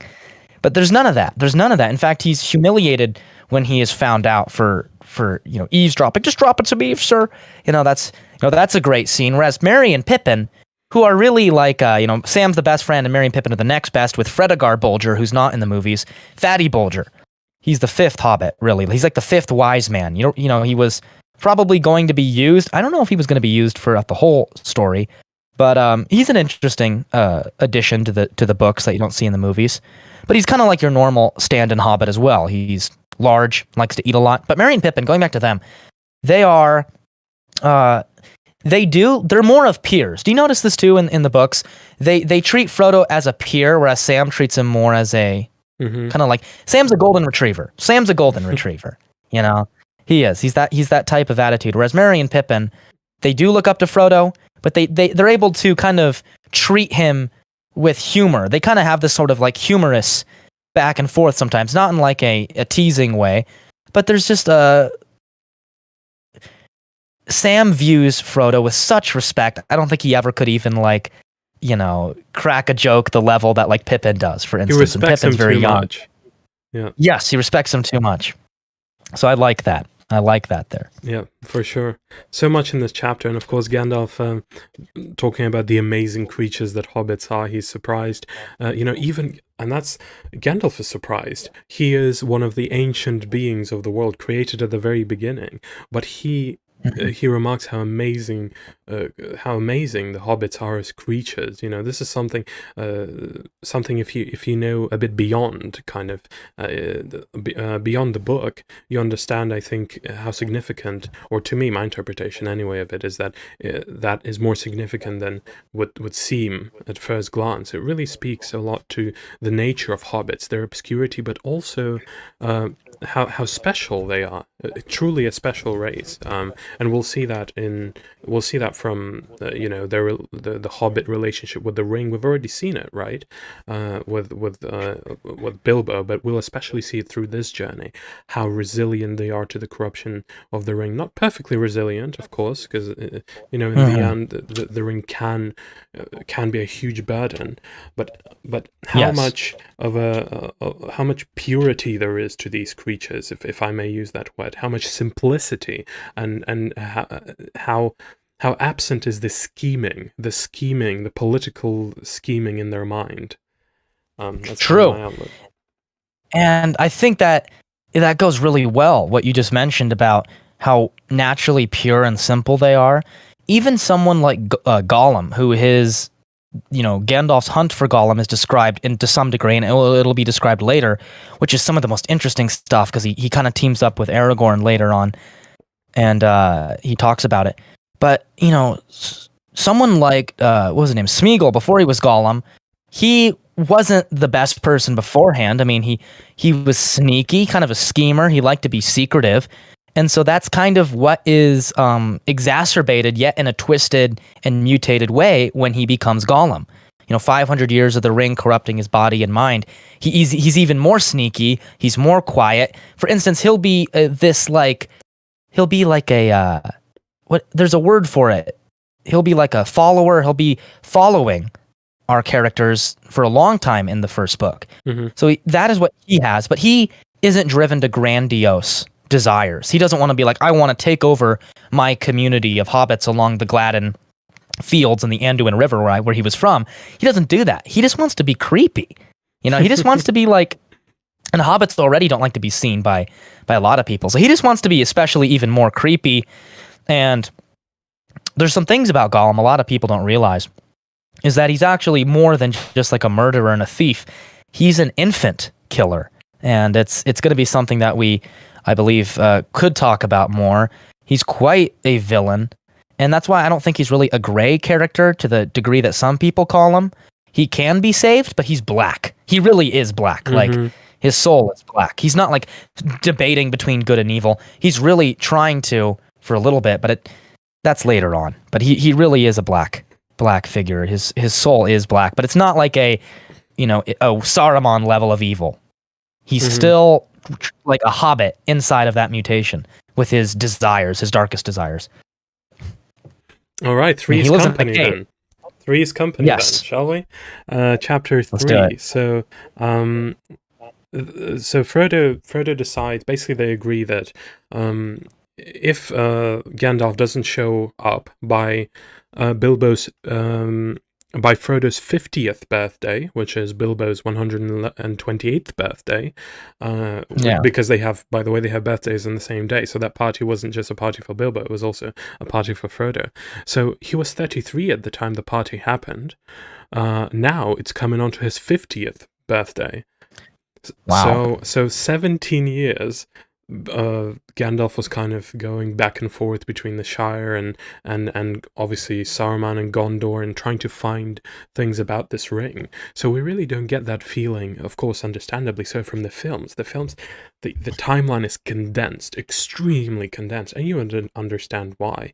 It wouldn't have been kind of believable if, there would just be jump cuts, 2 seconds, 15 years have passed, and now 2 years have passed, and now 3 years have passed. Yeah. I understand why they did it, of course, but here we must understand that if you've seen the films but not read the books, basically, take the timeline and enlarge it as far as you can, because this is really a journey of a lifetime. It doesn't just happen within a couple of years as it does in the film, supposedly. It happens within the spans of tens of years. And so, what happens here? Do you want to start us off on the Three's Company? Yes. Do you want me to find a good part to read here? Go for it. All right, so I'll just, the prelude is this is where things start to really pick up and like people start to move. The hobbits start to move. So Sam and Frodo are going to be heading to, basically they got to leave the Shire. And I really can't remember, because this is one of the chapters that I didn't read as deeply as you did recently. Mm-hmm. Are they intending to go to Rivendell from the very beginning? Yes. Frodo's intent is that we're moving in the direction of Rivendell. That's their intent. Yes. They disguise it by Frodo is moving out of Bag End. That's right. And so he's saying he's going to Buckland. There's a house there. Merry and Pippin are preparing it for him. And, that's basically it. And so, Sam and Frodo have to go and get there. However, I believe, isn't one of Merry and Pippin, isn't it Pippin that is with them when they leave, and it's Merry and Fatty Bolger who are preparing the house? Yes, that's correct.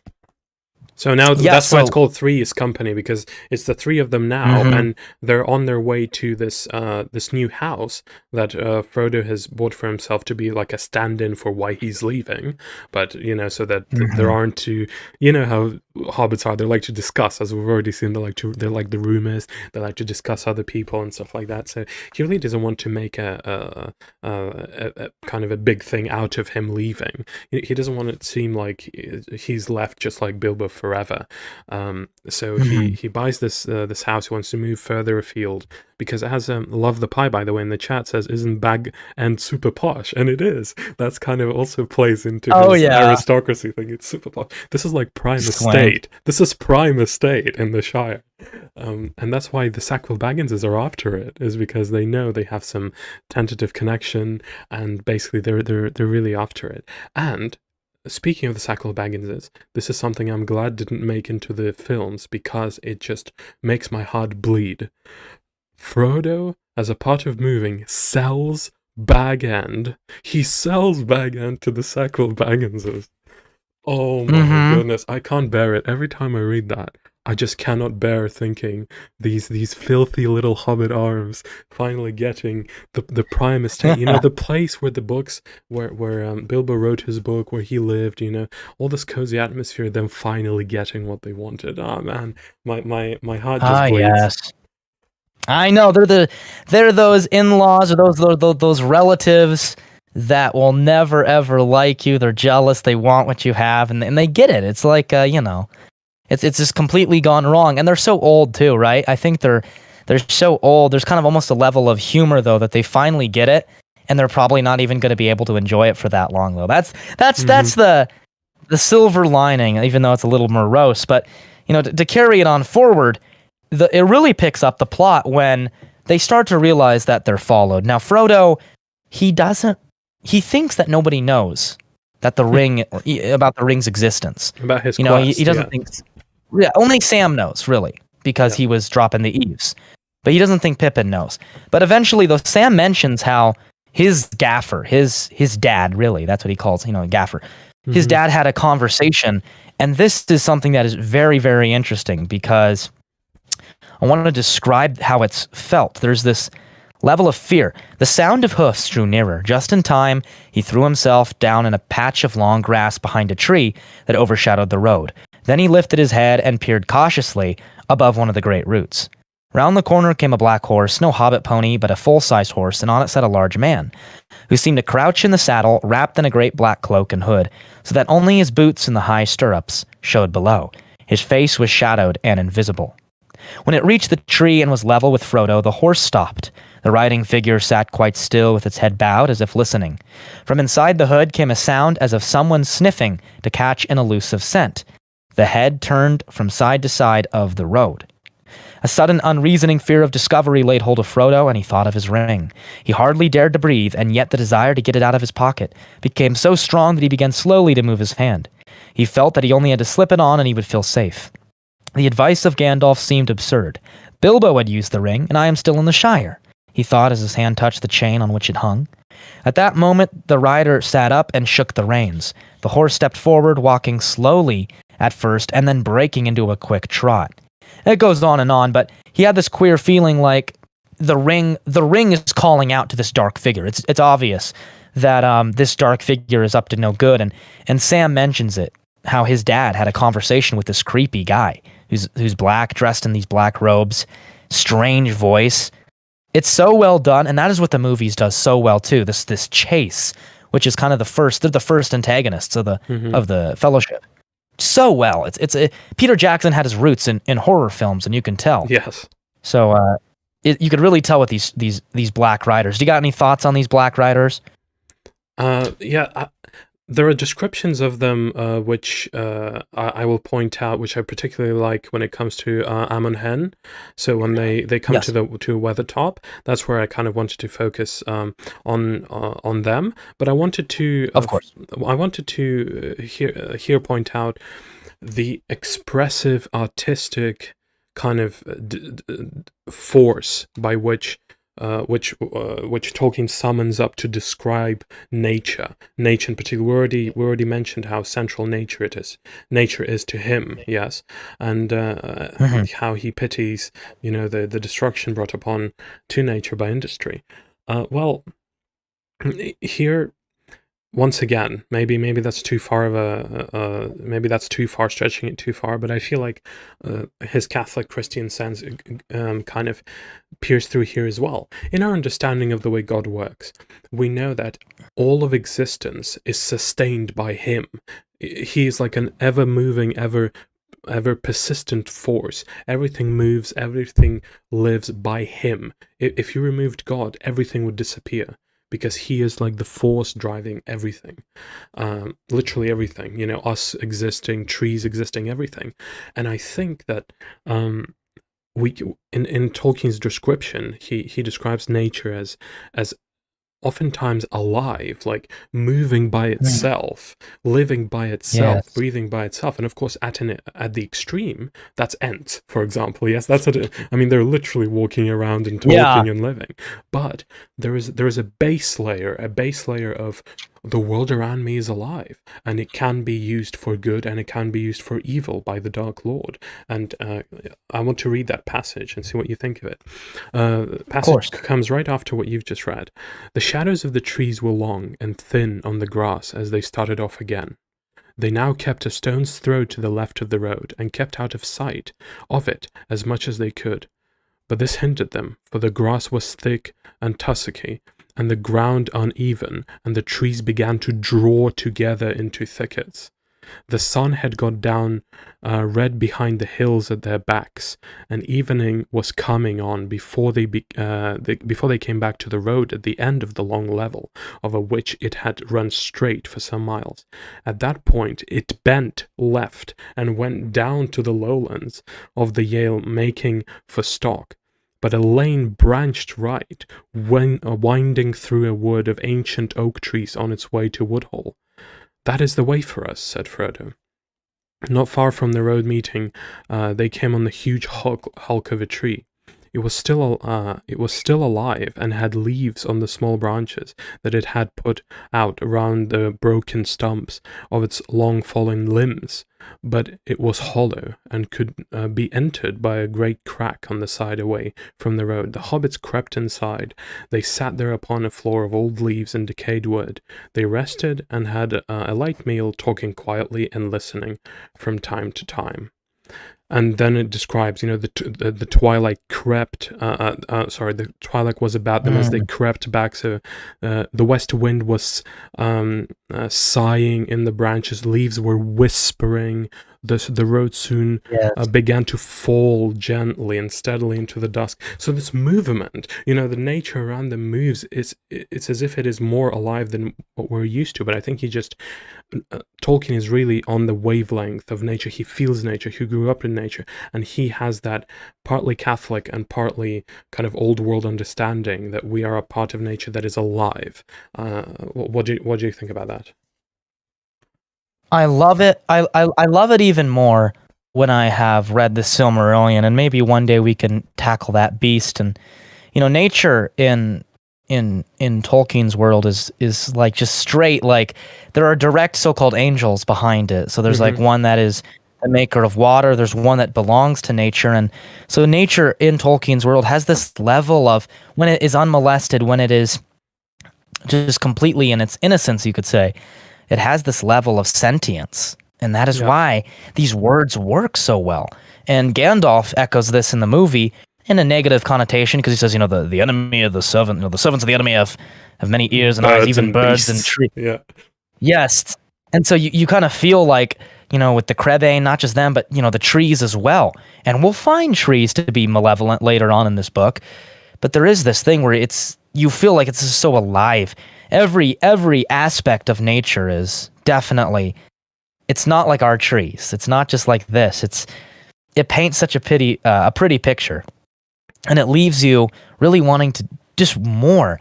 These are descriptions of nature. If someone else did it, it would just be boring. But Tolkien could just write a phone book, and he would make it interesting. Exactly. He would. And He really would. it would be cringe if somebody else wrote something like that, you know. But here we really see that everything from the wind, the paths, they branch out, they weave. It really is once again speaks to what I mentioned, this extremely this extreme expressive power that he possesses, and his mastery of language and linguistics. It's just unparalleled. You can see just in these descriptions why he's as prominent as he is, I believe. What have we got afterwards? So what happens after they meet the Black Riders? Well, they come across some elves. Yes. And that's really the highlight of the chapter. Yes. I believe, because when our first introduction to elves in Peter Jackson's trilogy was that a lot of people say, for better or for worse, they're very over the top. That is perhaps a good way to describe them. They feel over the top, and the way I describe it is that there's thousands and thousands of years, like gently fermented, in them, and so they don't have the experiences of even like an old human man. They're thousands of years old, and even a young elf like Legolas is someone who has an old dad or old parents. So like he still seems over the top. And these elves are Gildor in Glorian is who they meet, a high elf, which we don't really know yet, but they sing these beautiful songs which are quite clearly supernatural concerning Gilthoniel Elbereth. Words have meaning, like you've mentioned. Words are powerful, especially Elvish, High Elvish. What they call Quenya is very powerful. It's the language of the so-called lowercase gods in this world, and it drives away the evil that is chasing them. There is the second incarnation of the Black Riders coming after them, and they leave the moment they hear the clear voices of the elves. And that is why you mentioned it, right? Music plays such a big part in this. The songs of good people, the hymns even. This is a hymn. It's not even a song. It's like a hymn. And very beautiful experience. And I know you'll probably have some things to say about these elves, but I just like to mention that when Frodo meets the elves, they do seem like they're just thousands of years old by the way they talk. Their emotions are so lofty. They're so lofty, and yet they have so much experience that they know how to deal with every type of people, even very much, isolated hobbits. Yep, for sure. And I will tackle that in more detail when we come to Lothlorien. I think when we meet Galadriel, there are some passages there which really reflect kind of the wisdom of the elves. But we see in Three's Company, in the third chapter, which we're in right now, that they are really, as you've said, creatures, or as I pointed out earlier, briefly, outside of time. They have some part of divinity in them, in our understanding of divinity. We understand that God is outside of time. In a similar sense, the elves are outside of it as well, because their memory is so vast, and they kind of they have witnessed and experienced so much, and they have this special connection with creation and with nature around them. They really are kind of, as I would like to call them, ascended creatures, as opposed to something like a hobbit or a man. They that means that they sometimes do not fully understand, or they do not want to understand certain troubles or certain kind of perils that are faced by these mortal races. Right? They're kind of above. Sometimes they're just above it, and they simply won't understand. Why are you talking about this? Why are you concerned about this? I have lived for so long. I have seen so much that, what you talk about makes no sense to me at this point. I've ascended. That's what it feels like to me. And and Frodo uses this to his advantage to develop his character, I feel like.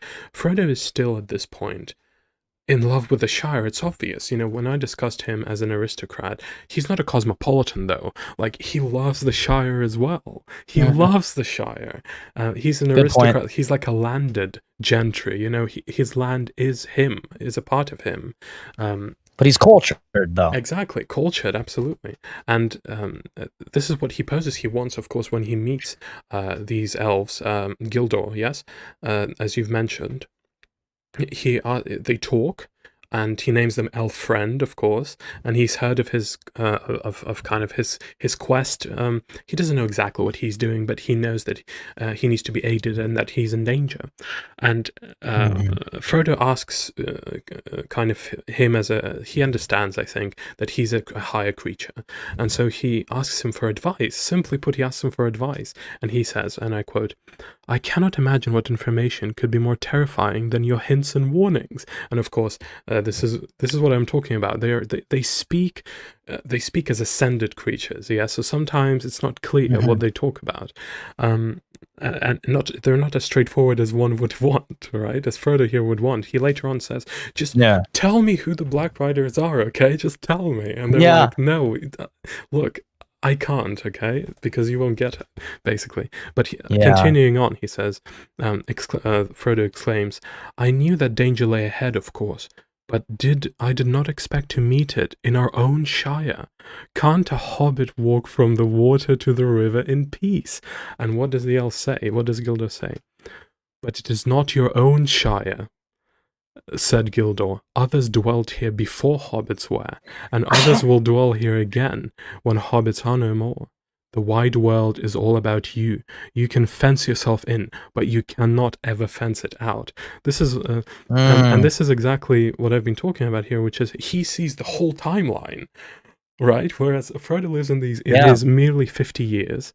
And he sees it as his home. It's his home. It's his Shire. Of course it is. In a sense, of course it is.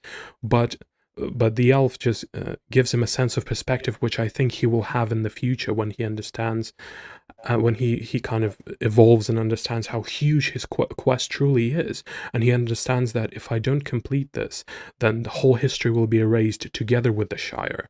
The Shire will be no more if I don't complete this. But he's still clinging on to what is so dear to him, which is his home, which he will refer back to time and time again for consolation, of course. So Gildor just reminds him that you are a player in a game that is outside of your scope, your current scope, and there's something also to do with this aristocratic notion. He reminds him. He says, "You are here. You kind of have taken Shire as your home, but you are merely the current occupiers, the current shepherds of the Shire, because there were people before you and there will be people after you. So don't take possession of this land. Treat it independently and treat it with respect." Sorry, I kind of went on. Go ahead. Your thoughts on this? No, I liked thinking that because this is a good thing to riff off of, because Gildor is one of the finest examples of just elves in general that are well fleshed out in one chapter. He's only in one chapter. Yeah. You get Galadriel, you get, to some degree, Elrond, you get Elro here, Eladan, his sons, you get Glorfindel, Legolas, yes. They're nobles. Gildor is a noble as well, but he's more of like you would just call like a middle elf. He belongs to a house.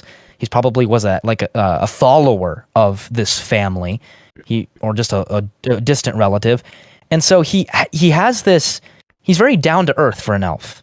He is, but he's still high-minded about it. And there's an air of light-hearted tragedy, and that is the tragedy of an elf as an immortal creature, is because you build up the sadships and sorrows of a ever-decreasing world, an ever-diminishing world, where all your friends die around you, and really you just this wears on you. And so you are sort of heavy-hearted, but yet they're still great and kind, and there's so much knowledge there and so much affection for mortals that they have this, like, oh my goodness, like this is someone who you could see as a mentor, but yet they're all leaving, and that is this a tragedy too. They're all leaving, and they really can't help for long, because they've been in this mortal world, and that is just a mystery in Lord of the Rings for really too long, and they want to head back to where they are. Where they're really going to be home. And even though they're leaving, though, Gildor will help.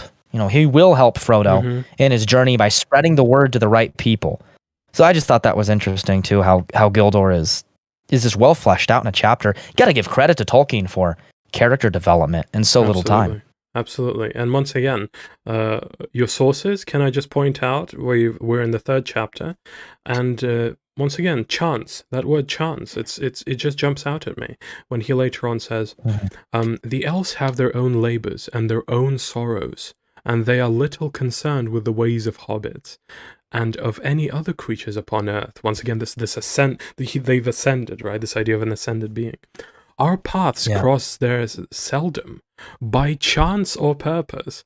In this meeting there may be more than chance, but the purpose is not clear to me, and I fear to say too much.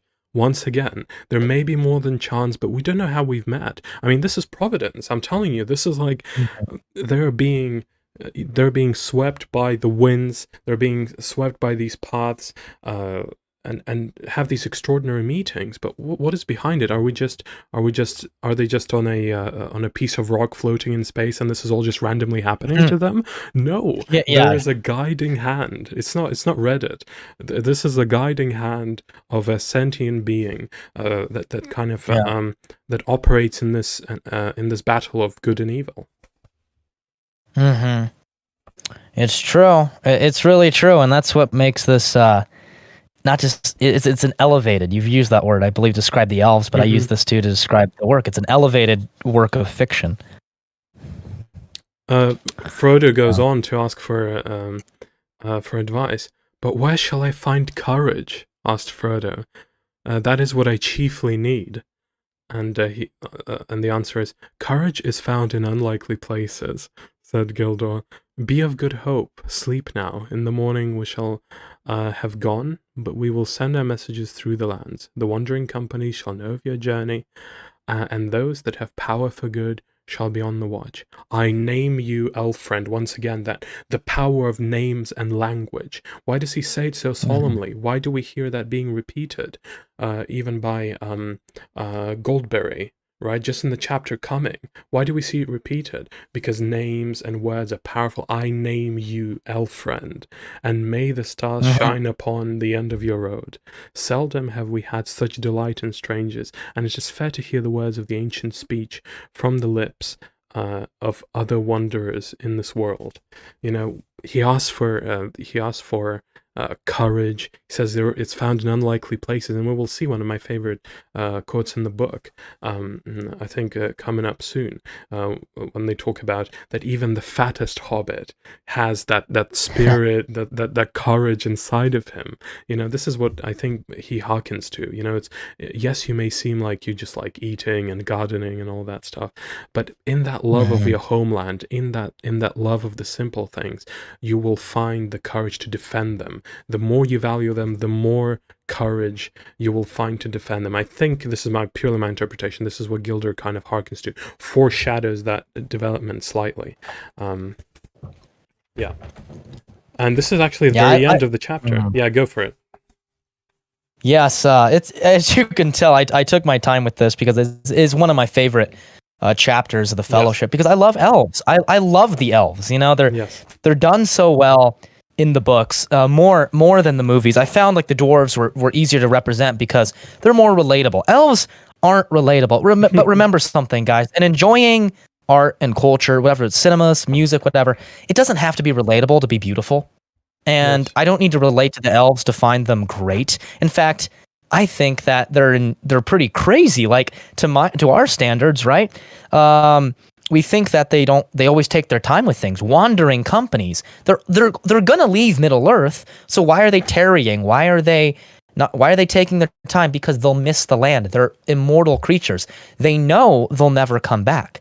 So they're trying to spend as much time with it as possible. Whereas when humans are traveling and we're weary of a place, we just want to go home, right? We just want to go home.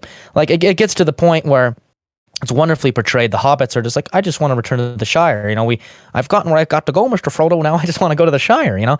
And that's more of like a mortal response. Whereas the immortal, where time is without measure, you really want to spend as much time as possible because you know it'll never be gone, and for the rest of your life, you'll never be able to come back. So I like that about the elves. They're not relatable, and that is a good thing. That is a good thing.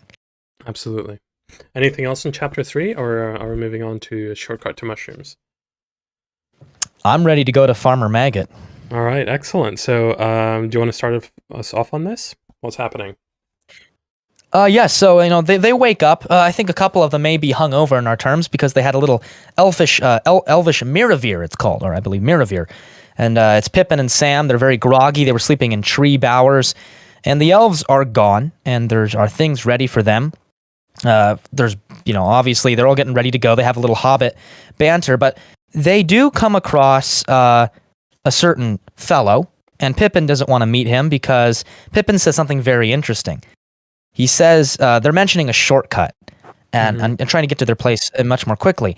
And Pippin argues, Pippin's very sharp of a wit, very sharp. And he says, shortcuts make long delays. How true is this? That's excellent. How true is this? Trying to cut corners, right? Trying to cut corners. It always gets you in deeper trouble. He says, the country is rough around here, and there are bogs and all kinds of difficulties down in the Marish. The Marish is where I believe the Stewards live. There's different strains of hobbits. There are the Fallowhides, there are the Harfoots, and there are the Stewards. And the Fallowhides are the rarest type, and they're the tallest, I believe, right? And they're Frodo is one of them. But the Stewards, they like the Marish. They're, unlike most hobbits, they live in houses. They don't live in holes. That is because the area that they reside in is a place of a more wetland. It's more of a wetland environment. And Pippin says, I know the land in these parts, and if you are worrying about Black Riders, I can't see that in any worse meeting them on the road than in a wood or a field. And so that's just a little quick thing where Pippin mentions where they're, why they shouldn't go the way that some are saying they should because it's a shortcut. But this chapter is very beautifully. You love the nature in this in Lord of the Rings, and I find this one to have a lot of good nature, especially in this paragraph right here. They trudged along as fast as they could over patches of grass and through thick drifts of old leaves, and all about them the rain pattered and trickled. They did not talk, but kept glancing back side to side. It's just a quick little thing of pittering and pattering, using, pattering and trickling, using the right adjectives for these words in it.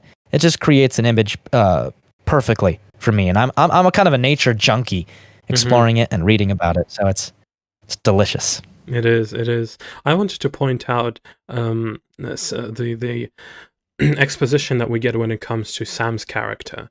What is this man about? Or hobbit, I guess. But man is in, the male hobbit, whatever. So it says, well, Sam, he said, what about it? I'm leaving the Shire as soon as I ever can. In fact, I've made up my mind now. Not even to wait a day at Crick Hollow, this is Frodo speaking, if it can be helped. And he answers, very good, sir. And Frodo says, you still mean to come with me? And he says, I do. Frodo warns him, it is going to be very dangerous, Sam. It already is dangerous. Most likely neither of us will come back. Do you see? I mean, maybe, once again, I'm not educated in literature or anything, but just that line, that can't... Gilder had to have what Gilder said on his mind, Frodo, when he said that. Most likely neither of us will come back. He's just been talking to Gilder. He says, can't I walk from river to water without being disturbed? He speaks like a hobbit.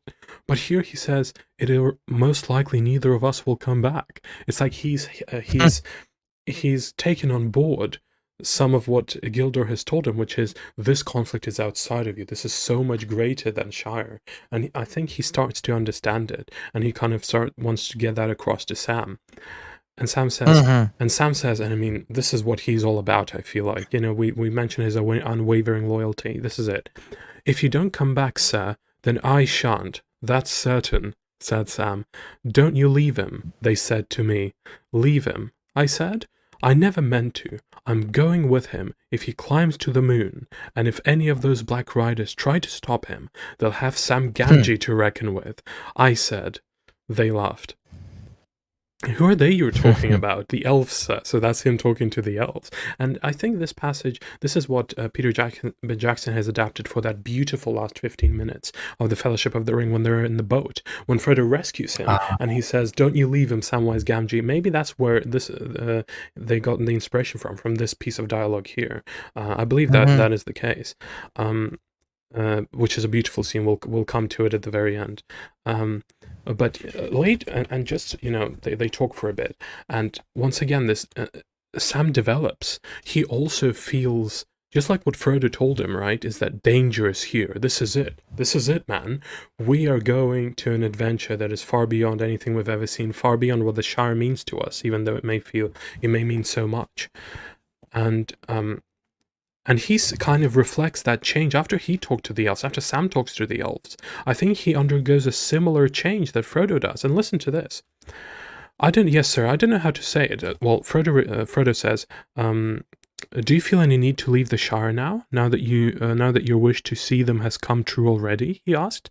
So, this is Sam, simple hobbit. He wanted to see the elves because this is exciting. He heard it from the tales of Bilbo, and he's left the Shire, which is so scary for him, and his dream is fulfilled. And Frodo asks him, well, is that it? Are you turning back now that your dream is fulfilled? And he says, I do not know how to say it, but after last night I feel different. I seem to see ahead, in a kind of way. I know we're going to take a very long road, into darkness, but I know I can't turn back. It isn't to see elves now, nor dragons, nor mountains that I want. I don't rightfully know what I want. Once again, that idea, I don't know. I'm being swept. Yes, I don't know. Yeah. But I have something to do before the end. He's thinking about the end. So he says, I have something to do before the end, and it lies ahead, not in the Shire. I must see through, sir, if you understand me. I mean, this is totally how did he develop that? This is, once again, it must be as a consequence of talking to the elves. He was just this silly little guy who talks about gardening and looks up to Frodo as a little, like, as you described, a retriever. But just like Frodo has zoomed out a bit, seen it on a macro level, so did Sam. I feel like this is the evidence for it. Yes, he is, and his even idea of who elves are has changed quite a bit, because he says, "Oh, they're quite different from what I expected. So old and young at the same time, so gay and sad, as it were, meaning happy and sad. So it's because they're timeless, and so he's now that like his really expectations of the broad world has sort of changed. He does feel like he is meant for something else now. You just don't see this in other works of literature, and they do. What's his name? Sean Astin. He really portrays this. He portrays Sam so wonderfully. It's just everything he does. You could tell there is intelligence there. He's not just like this bumbling oaf. He is intelligent, and his earnestness is what I love about Sam. He's very earnest, heart on his sleeve type of hobbit. And just afterwards, it says what you've mentioned, that what you've analyzed, the shortcuts make long delays. Absolutely, as you said, it's a beautiful, witty line. What happens afterwards? Leave it to Pippin. Well, they get lighthearted. They get really lighthearted, as you do when you've slowly forgotten what was chasing you, because the elves kind of left a good impression. So they start singing, start shouting another song, and the sun is shining all nice and merrily. And at the point of their song, when it gets the loudest, they hear this scream, and I've heard it before, basically almost. It's an elk scream. It's an unearthly, disemboweled scream, and the movie does it. The Nazgul. It's a blood-curdling, high-piercing note. And the way they describe it in the book is creepy, really ominous. They say, a long, drawn-out wail came down the wind, like the cry of some evil and lonely creature. It rose and fell and ended on a high-piercing note. And they're frozen. They're scared. They're really scared. Pippin, said, if it's a bird, it's one I've never heard in the Shire before. And Frodo says it was not a bird or beast. It was a call or a signal. There were words in that cry, which makes you think it could have been black speech. If it could have been some kind of tongue that these black riders are communicating in. At least if you look back with hindsight. He says a hobbit has no such voice. So they're spooked. And they start heading towards the land where they're starting to get more tilled, well-tended fields. And here's where we mentioned there's a river here. I believe it's the river Brandywine. Is it Brandywine or Buckleberry? I can't exactly. Well, I think Buckleberry is the region. The Buckleberry. It says the ferry's called the Buckleberry, right? Yes, it's the brandy wine then. Mm-hmm. Has to be the brandy. I think so. So that, yes. So here you meet somebody, Farmer Maggot. You know, he's a man of the earth. He's the stereotypical, you know, farmer, even though he's not. He's wise too. And it lends credence to the fact that rural people are indeed intelligent. Now, you do have this sort of backwards degeneration that you get in degenerate eras in towns and cultures and people, but the hobbits are not any of those things. They're a naturally good people, and they're farmers, but they're very intelligent. They have this they got this natural intuition, and we meet the character of Farmer. Yeah. Yes. And when you see Farmer Maggot in the movie, it's just like an angry guy screaming a tool, and then they fall off and tumble. Yeah. But in the book, he's rough, but he's very kind. He's a rough and kind character, and maybe if you want to explain him, he's kind of just this. He has these dogs that Pippin is terrified of because Pippin and Merry were mushroom thieves. They're mischief makers, and they're scared of the dogs. But he's a good-hearted farmer. He just reminds me. He, in fact, kind of reminds me, even though Tolkien's English, he reminds me of almost an American, almost like an American farmer type.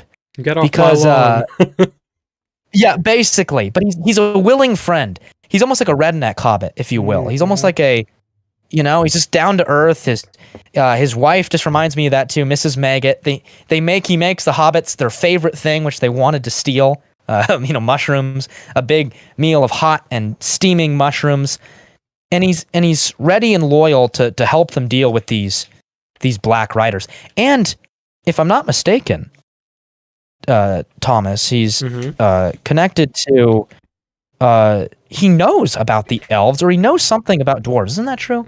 Yes, I think later on, I think either Gandalf or Aragorn, they will mention they will talk about the stupid and the smart and the simple and the intelligent, and they will mention, I think Gandalf says it, that this Tom Bombadil, I think it's actually Tom Bombadil upcoming who says don't you think that Farmer Maggot is the simpleton? He's taught me a lot about the lore of the land. He knows, so he may appear simple, but he again is wise. I believe that's Tom Bombadil, who's a character that's a very interesting character, certainly one of the more memorable ones that we'll discuss for sure. And I have some wild theories I want to run past you.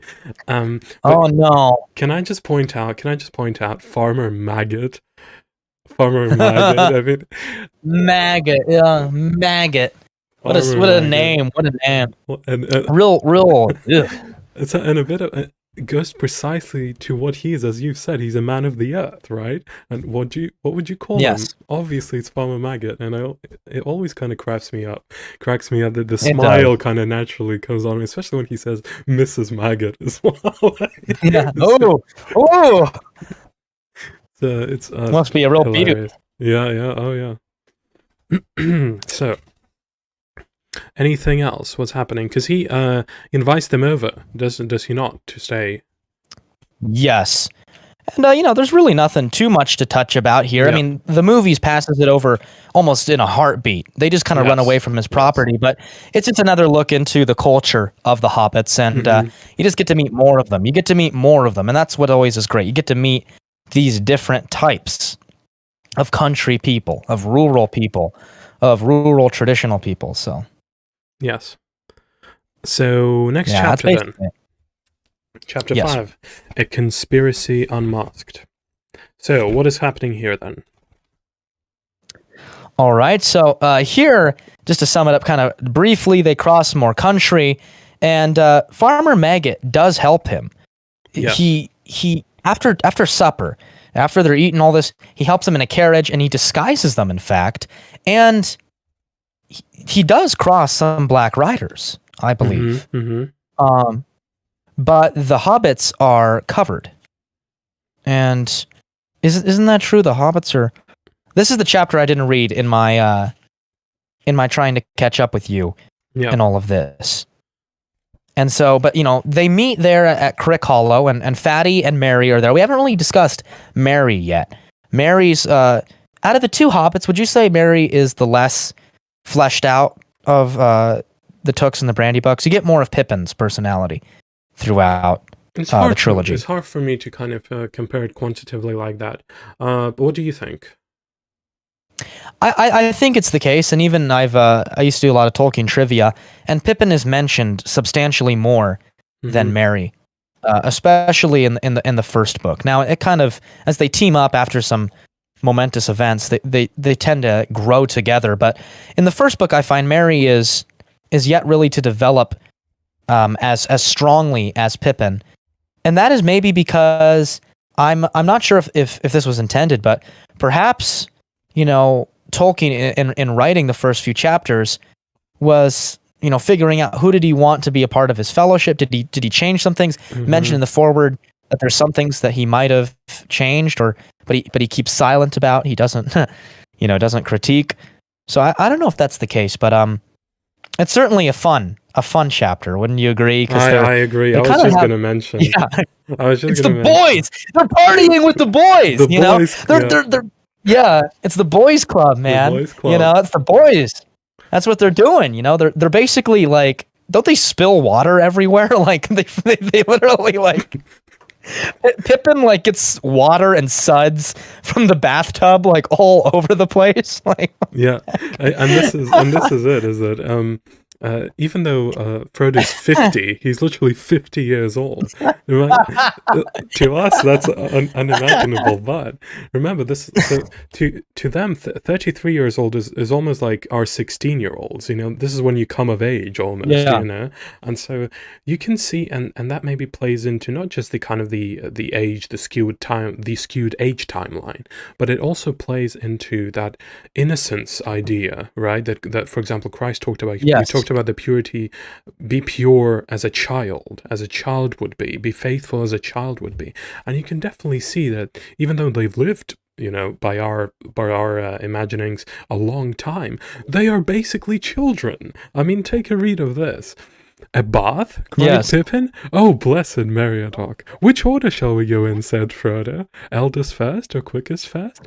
You'll be last either way, Master Peregrine. Trust me to arrange things better than that, said Mary. We can't begin life at Crickhollow with a quarrel over baths. In that room, there are 3 tubs and a copper full of boiling water. There are also towels, mats, and soap. Get inside and be quick. And then they sing a bath song, and it says, there was a terrific splash and a shout of "Whoa!" from Frodo. It appeared that a lot of Pippin's bath and had imitated a fountain and leaped on high. This is the boys' club. This is such good juvenile fun. Yeah, it is. You know, I think basically probably like you know, he probably did like a cannonball, or he did something. He did something to create this, you know, like, and this is stuff that I would do when I was like 8. But yet these hobbits, you know, and Frodo, you could mention 50, and Pippin's the youngest. They're just having fun. And if Frodo is an immature, so to say, if you want to use that, at 50, then you can imagine Pippin is even higher, and he's what, like he's 16, or he's still a tween or a teen. Yeah, and that's what's hilarious. Like they do have a lot of fun, and they did bring some mushrooms, right? Didn't you know, the maggots bring, and their friend Fatty Bulger, which is hilarious. I think he and was it Mary, right? They helped him move the stuff. They helped him move the stuff to Crickhollow. And by the way, they're taking a bath in Frodo's new house, as I understand it, right? Where this is where they meet Mary, because once again, he and Fatty Bulger, they helped bring his stuff back, you know, in all the Bilbo stuff, as it puts it. The Bilbo's old stuff, Frodo's old things that he likes, you know, the books and everything. So this is like his new home, you know. This is his pretext why he moved, why he went away from the prime real estate of Bag End. And they're having this juvenile fun. I absolutely love this this scene.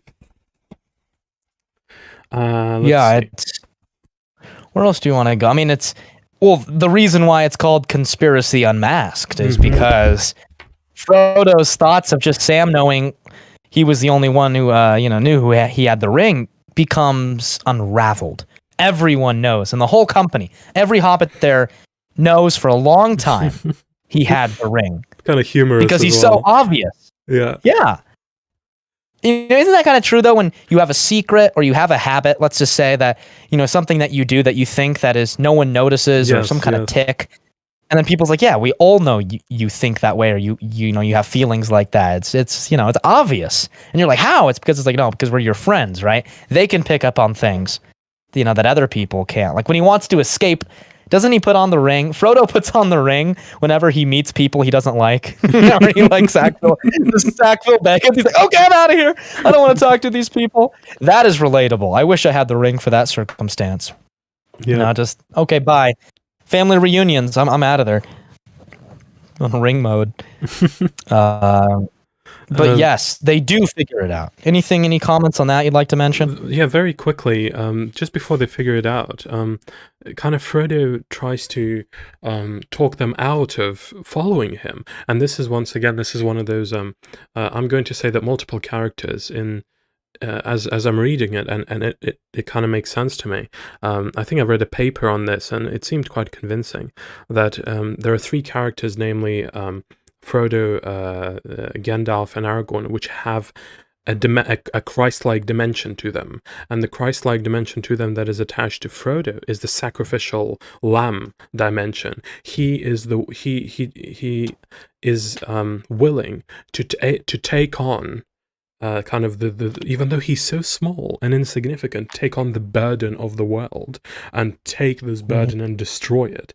And we can see he does this multiple times. He tries to convince people, convince his friends to not go with him because he cares for him, and that kind of plays into, I think, that confirming that theory, which is he understands that ultimately he is the sacrifice. He will sacrifice himself. He does not want to drag people dear to him into it, but of course they will go because they love him, and they also understand the perils that he faces, and they will support him all the way, of course, but he does not want that. He does not want his friends to be in danger because he kind of resigned himself already, or is on the way there to this character of the sacrificial lamb.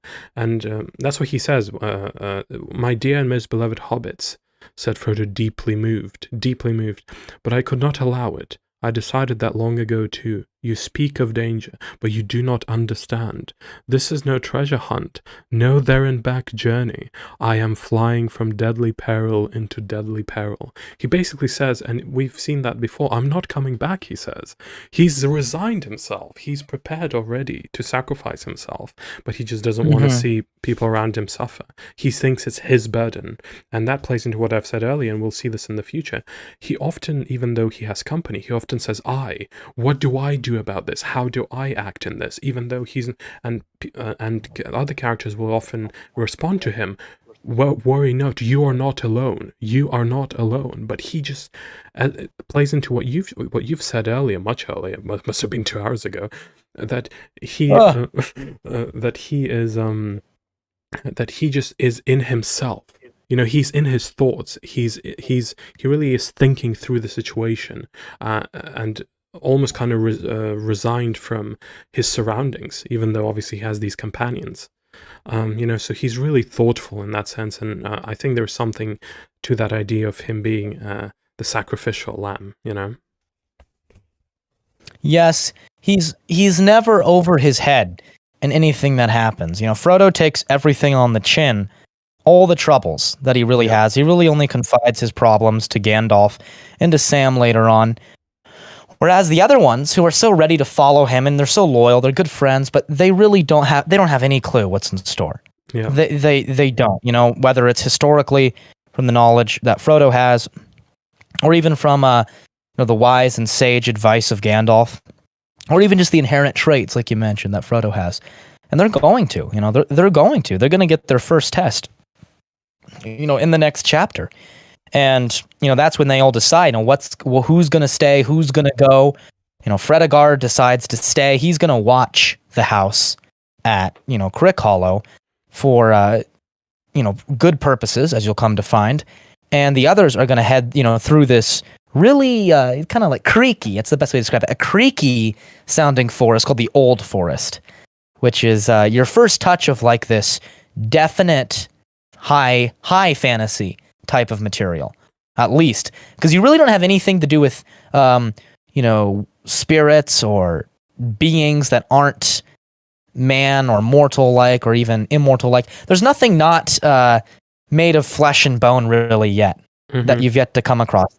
Yeah, the Dark Riders are for sure, but they haven't done anything violent. They haven't done anything too dramatic yet. They've been following like ghouls, like they are.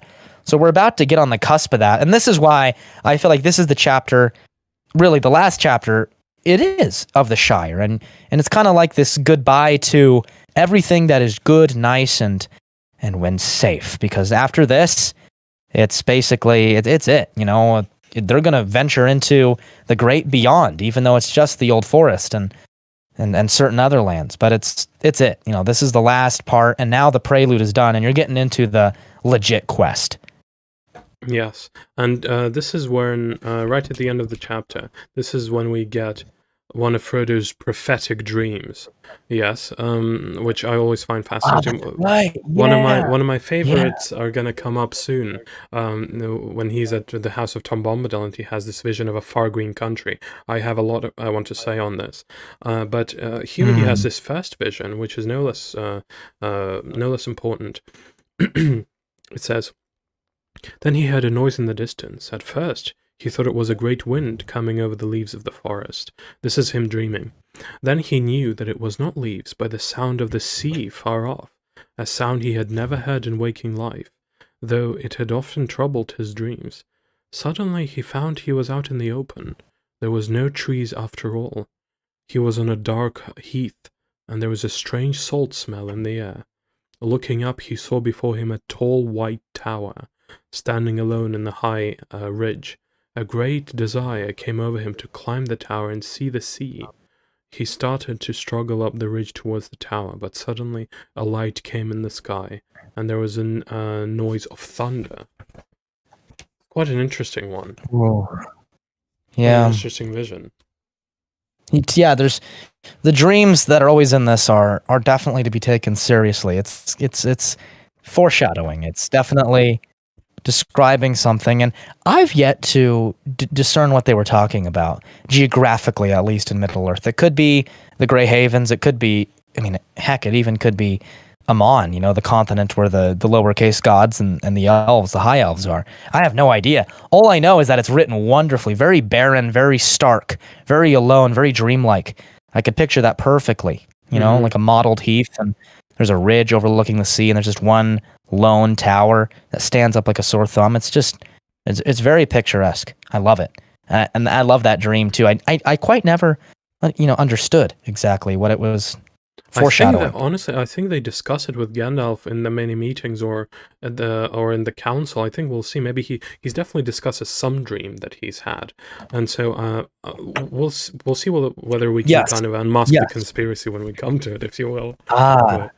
Yeah, I think that one's coming up later, though. He has a dream later about Gandalf. Right? Yeah, he sees Gandalf in Lothlorien. That's when he sees Gandalf, in the mirror of the Galadriel. Yes, in the mirror. Well, doesn't he have a dream about a certain feathery friend, too? Oh, yeah, he does. He does, I think. When about is that? I think we've got to uncover. I don't know. I think it's in the House of Tom Bombadil, because there's a reason why Gandalf will find out we better get to it, Yeah, for sure. We have a long way to go, so I think we're good covering Conspiracy Unmasked. Or at the very end of it, yeah. So the Old Forest. This is where they effectively will meet Tom Bombadil, isn't it? This is where kind of they face the dark nature, and ultimately they're trapped by this tree, by the old man Willow, yes?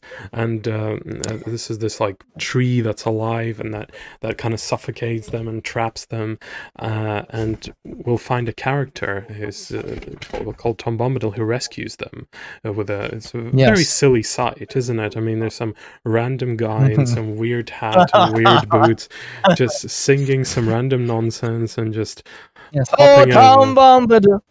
Yeah. What do you think about their decision, Peter Jackson's decision to not include that Tom Bombadil as a character? I think it was okay. I think it was okay because it goes on for several chapters, and it's so hard to interpret songs. And he's a singer. I mean, this guy just like he's good at it. I mean, but it's just so much. Mm-hmm. And how do you have that in a song? And like, you're just gonna have some random guy just join the scene for a second and then no explanation? It would have been kind of weird.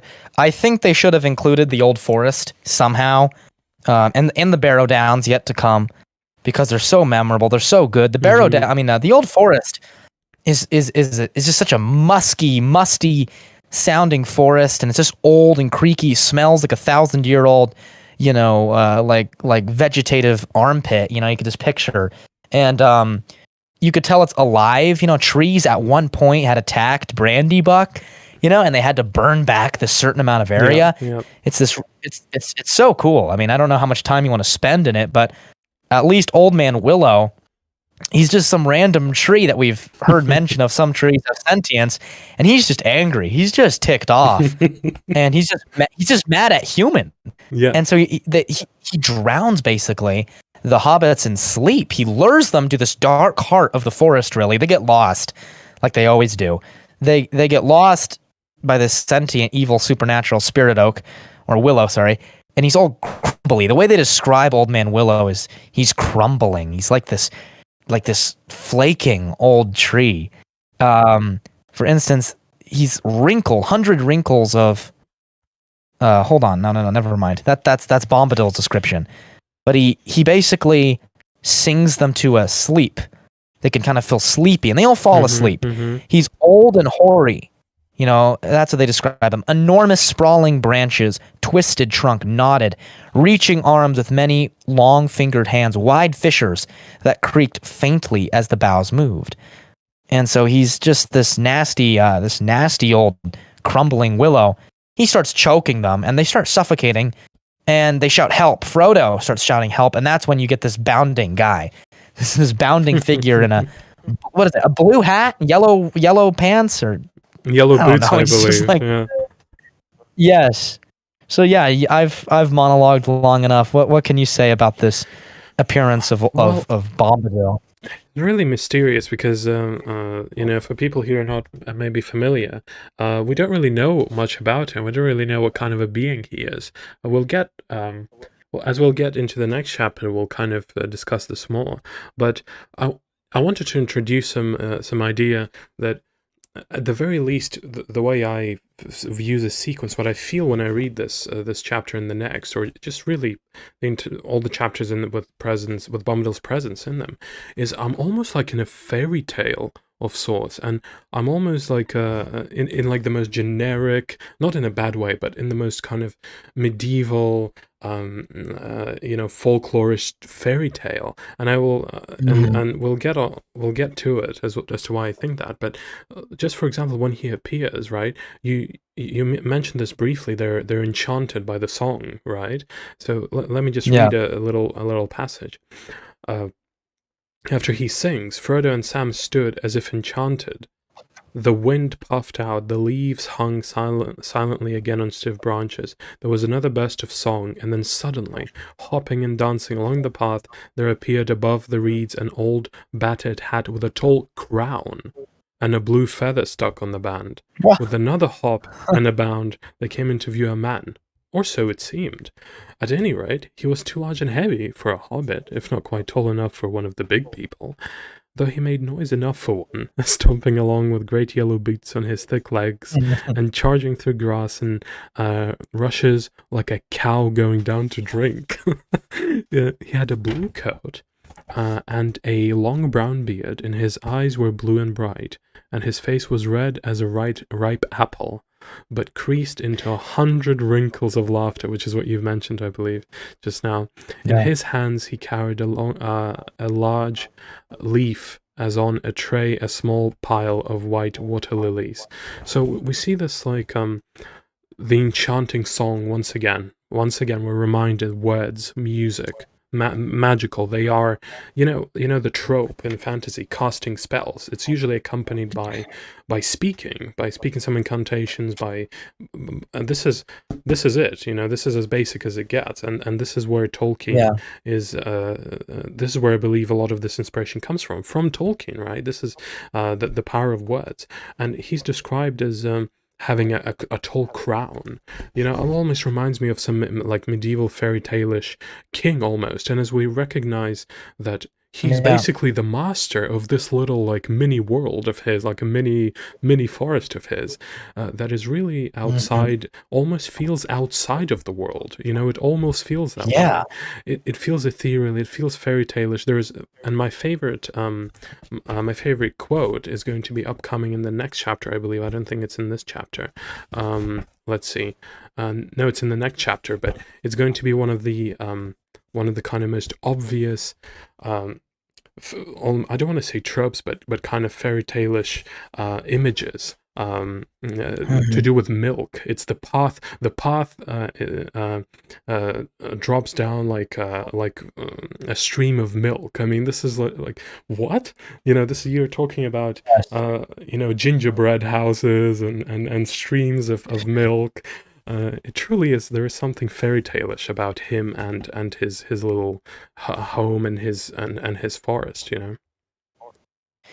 Yeah, it's true. He reminds me of a combination of Arthurian legends and Beatrix Potter. That may be a weird combination, but it's like he's somewhere where all of this meets with like this. He's just of the nature. Like I don't know how else to describe him. I picture like the ghost of Christmas Present, physically at least. Like he's just some like jolly laurel wreath on top. I picture like his crown is made of nature stuff. It's and but yeah, you're right. That's basically all I have to say about him on how to picture. He's out of the old fantasy, the old medieval. Yeah, at the very end, it describes him. Then another describes that is his wife, right? Who's Goldberry, who's an elf, I believe. It says, then another clear voice. Yeah, she is. I think later on we'll find out. Then another clear voice, as young and as ancient as spring, like the song of a glad water flowing down into the night from a bright morning in the hills. What a this is masterful. This came falling like silver to meet them. And then she goes on with the song, of course. And with that song, the hobbits... You want to sing this song? You can sing it like Goldberry for us. Yeah, look, I didn't think I didn't have the training. Okay.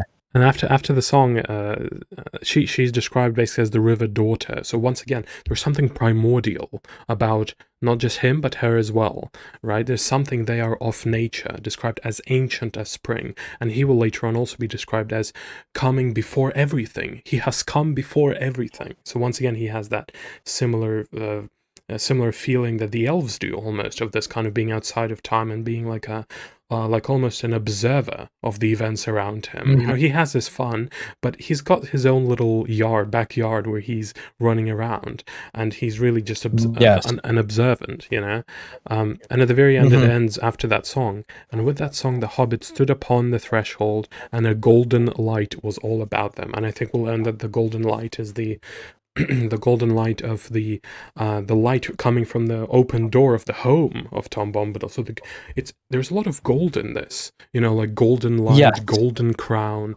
Once again, there's something kingly. There is something higher about these beings that they've just met. Yeah, and I think that's it's a perfect entrance to the next chapter, which is his house, which is a description of his house and conversing with this odd fellow. I don't know if you want to lead the way for us. No, go for it. All right. So yeah, you get a description of Goldberry, and this is why I think that she's not an elf, is because she's a river daughter, and that just brings to really go full nerd here. That reminds me of that there's certain spirits in Middle Earth that are assigned, so to say, or their natural form is to assign themselves to different matter. So I think she's similar spirit to Gandalf. Maybe different, but how Gandalf is, his master, so to say, is a angel of like mercy and kindness and empathy and all of these things, right? Nina, I believe, or Nina, yeah. And whereas Goldberry, water, that is associated with Olmo, that spirit, that chief spirit. So I think she's a Maiar, but that's not really too important. But really a lot of songs, a lot of descriptions into her. She's kind of like I always confused her description with Galadriel because they're both very, very golden, very golden, elvish features, but she's very kind. They almost are like, they just push the hobbits basically into these chairs full of honey and really good bread. It'll make you really hungry, as Tolkien does with his descriptions of food. It always sounds delicious. Frodo and the hobbits are really impressed because, this came out of nowhere. They came out of nowhere, and there's no explanation, really. Even Tom speaks in riddles. He speaks in songs and riddles, and everything that exists there seems to be almost like it's a fantasy of a fantasy. Mm-hmm. Like these, they think it's like some outside of the known world type of thing. But, they talk about Old Man Willow a bit, and he explains his little community, after, bedtime and such. They have a long discussion. Do you want to talk about really what I find to be the most interesting part of this chapter, when Tom makes a certain item disappear? Oh, of course. Are you referring to the ring? Yeah, he makes it disappear. Yeah. So what I remember of it, I don't remember if I've pointed out this passage. Let's see if I marked it. There are actually many passages so I marked here, but I know that oh, there it is. Yes, I did mark it. So he says, "Show me the precious ring," he said suddenly in the midst of the story, and Frodo, to his own astonishment, and this will play into something I want to talk about later, drew out the chain from his pocket, and unfastening the ring, handed it at once to Tom.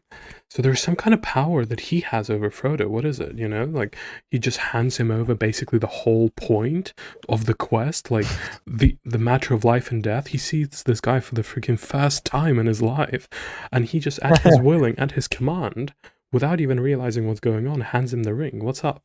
And then it goes on. It seemed to grow larger as it lay for a moment on his big brown-skinned hand. Then suddenly he put it to his eye and laughed. For a second the hobbits had a vision, both comical and alarming, of his bright blue eye gleaming through a circle of gold. Once again, the circle of gold, Then Tom put the ring around the end of his little finger and held it up to the candlelight. For a moment the hobbits noticed nothing strange about this. Then they gasped. There was no sign of Tom disappearing. Tom laughed again, and then he spun the ring in the air, and it vanished with a flash. Frodo gave a cry, and Tom leaned forward and handed it back to him with a smile. What do you think of that? It really is like, what? It's like a WT. What the heck just happened? Like, you're reading this, you think there's rules to this ring, and Tolkien's like, no, there's some things I'm not going to explain, and you're just gonna have to take on just like some kind of face value that he is beyond the power, or rather he may not be beyond the power of the ring. The ring has no power over him. Mm-hmm. And that's essentially it. Like, he doesn't feel the lust for it. It's not dragging out these bad feelings in him. He doesn't have bad feelings. And he is, whereas you said the elves are beyond time, it's almost like Tom is just beyond he's beyond any sort of power outside of his. Like, he doesn't, it doesn't comprehend him. He comprehends it, but it doesn't comprehend him. And he kind of just is like a neutral. It just flows over him without effect. Can I expand on that and on his power? I would say that he's, in a traditional way as we understand it, a bit like has a godlike dimension to him. And why do I say that? Yes. Just a bit beforehand, of course, he says, Frodo asks him, like, who is this guy? Like, what's going on, right? And it says, Frodo looked at her questioningly. He is as you have seen him, she said in answer to his look. He is the master of wood, water, and hill. That particular phrase, he is as you have seen him, that immediately when I read it, reminded me of I am who I am. That favorite passage, that favorite God's passage, like I am who I am. you know? Yes. I felt that was that brought almost a godlike dimension to him in my eyes straight away. And then he has a similar moment afterwards, where I think they ask him again. And but another thing I wanted to point out. Let's see. Frodo spoke. Did you hear me calling, Master, or was it just the chance that brought you at the moment? Once again, take out your bingo cards, guys. Chapter... Chance. What was it? Chapter 6. Okay, chance is here again. And then Tom stood like a man shaking out of a pleasant dream. He's not even in this. Like, he's somewhere out there, you know? He's like, comes back lazily to hear what you have to say. But when you talk to him, he's not even there, you know? And then he says, "Hey, what?" said he. "Did I hear you calling? Nay, I did not hear. I was busy singing. Just chance brought me then, if chance you call it. It was no plan of mine, though I was waiting for you. We had news of you and learned that you were wandering. We guessed you'd come here long down to the water. All paths lead that way, down to Withywindle. Old Grey Willow Man, he's a mighty singer, and it's hard for little folk to escape his cunning mazes. But Tom, an errand there that he dared not hinder." So once again, you know, he's just out of it. And once again, that chance, he says that word thrice in one passage, contains that word 3 times. Once again, guys, I'm telling you, this. I'm not going crazy here. This is Providence working even through him, even though he may not even recognize it himself. Yes.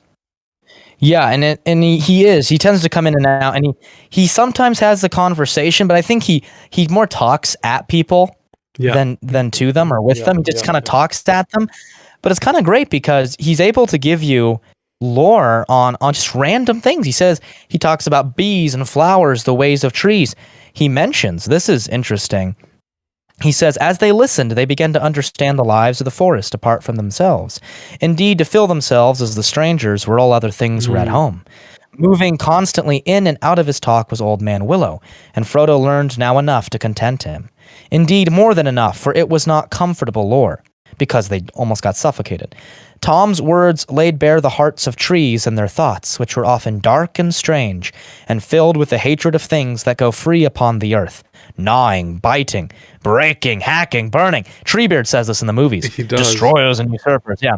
It was not called the Old Forest without reason, for it was indeed ancient, a survivor of vast forgotten woods, and in there lived, yet aging no quicker than the hills, the father of the fathers of trees, remembering time when they were lords. The countless years had filled them with pride and rooted wisdom and with malice. But none were more dangerous than the great willow. His heart was rotten, but his strength was green, and he was cunning and master of winds, and his song and thought ran through the woods on both sides of the river. His gray, thirsty spirit drew power out of the earth and spread like a fine root threads in the ground, and invisible twig fingers in the air, till it had under its dominions nearly all the trees of the forest from the hedge to the downs. So that's the lore on him. I had that What do you exact think he is? passage marked. I had that exact passage marked. And I'm not Good even... man. Look, I can take a picture of it. There's a mark here, okay? And what really No, I stood trust out you. to me is the breaking, the biting, breaking, hacking, burning, destroyers and usurpers. I remember it so well from Treebeard saying Yes. it. And this is here, and this is going straight, we can go straight back to the foreword, right? A country Yes. in which I lived in childhood was being shabbily destroyed before I was 10, in days when motor cars were rare objects and men were still building suburban railways. So this is exactly it. This is like the first time, one of the first times I think, explicitly we see this idea lived out in the narrative, right? Is that the usurpation of nature by the fire of industry. Yes. Is Tolkien Old Man Willow? I don't think we'll ever find out. Did he want to suffocate those that were no? But Right. I see that. Yeah.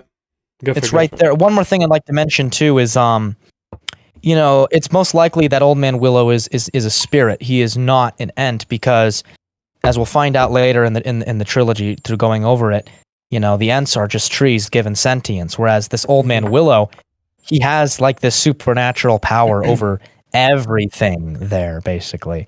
So Yeah. trees for a long talk. So yeah, I mean, I like it. The chapter gets better, I think, in the end. For me, I'm not gonna lie, it is one of those chapters which is not my favorite because Tom is such a wild guy, and he kind of is like breakneck roller coaster speed from different ideas. You know, Yeah. he's just like. But yeah, the lore at the end is great, especially when he is mentioning. I just had it marked here. He mentioned basically what to avoid on their future journey, which are the Barrow-downs. So. Yeah, I quickly want to mention something that came pretty much right after the description of the breaking and the hacking and the burning. And once again, it's something that I mentioned earlier. Frodo asks him, "Who are you, master?" He asked once again, the same question that he asked to Goldberry. He asked, "Who are you, master?" "Eh? What?" said Tom, sitting up and his eyes glinting in the gloom. "Don't you know my name yet?" I mean, this is like, to me, this sounds so Christ-like. This is something that Christ would say. When he was asked at Caesarea Philippi. This is, "Don't you know my name yet?" That's the only answer. I am. It's almost like me hearing, the back of my head, "I am the Messiah." But he doesn't say it. He doesn't say it. You said it. Don't you know my name? Don't you know who I am yet? There's this Christ-like dimension to him, God-like dimension to him. Tell me, who are you, alone, yourself, and nameless? But you're young, and I'm old, eldest. That's what I am. So, like, I'm created, before time, etc., etc. Even though he wasn't, even though he's a creation.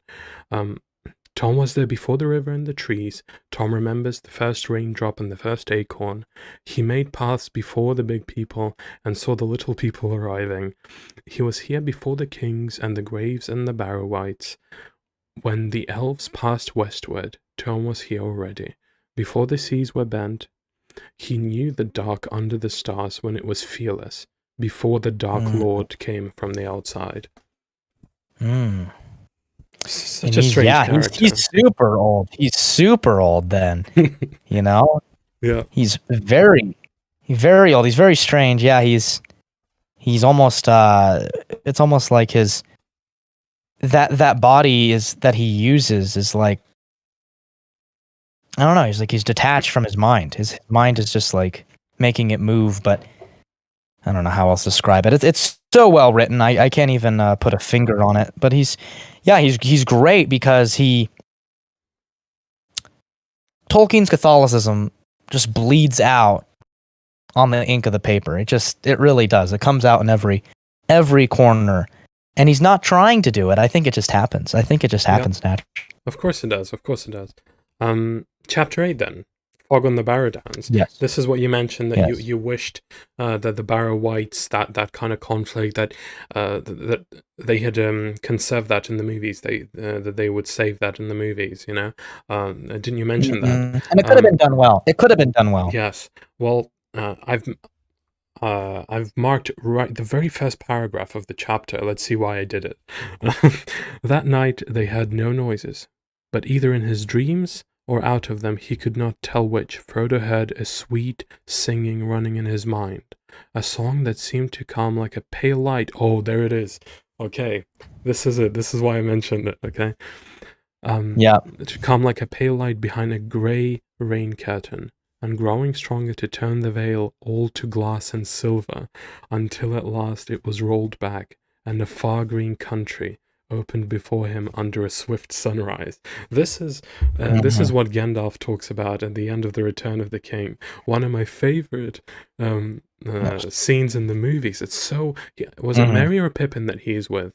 It's Pippin. Pippin. He's with Pippin, and Pippin is afraid, like the troll's about to burst in through the gates. Yeah. And it's clear that they're about to meet their end. And so Pippin asks him, like, "What's it like? What's it like at the end of the road?" And Gandalf says, "The end?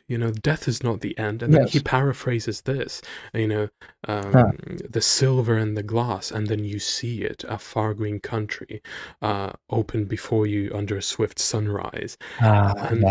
This is, I've also read a paper on this a while back, from an American university. I can't remember quite, but it was a paper on Tolkien's medievalism and also his concept of heaven and an afterlife. And so effectively, Yes. what that comes down to the conclusion, and I shared that conclusion, I kind of saw it this way as well, is that Frodo doesn't see heaven here. Obviously, he sees the Undying Lands, right? This is what he sees. This is where he's going. He's going to Valinor, right? This is what he sees. This is the foreshadowing that in the end everything is going to be fine. But of course you don't know, and that's why rereading it, like the reading for the first time, you may not take note of this dream that he had, right? But at the very end of the third book, it paraphrases that, right? The green country and the swift sunrise as they're swimming, as they're going into the west. And that paper said that effectively it's not heaven, because Tolkien writes in his letters that ultimately mortals cannot spend an eternity in the Undying Lands. They will move on. They will die. Right. So what he likens, what this far green country is more of a purgatory, and purgatory in a sense that a healing purgatory, maybe one of the stages of purgatory, one of the stages that prepares you for a journey ahead to unity with God, to unity with the One.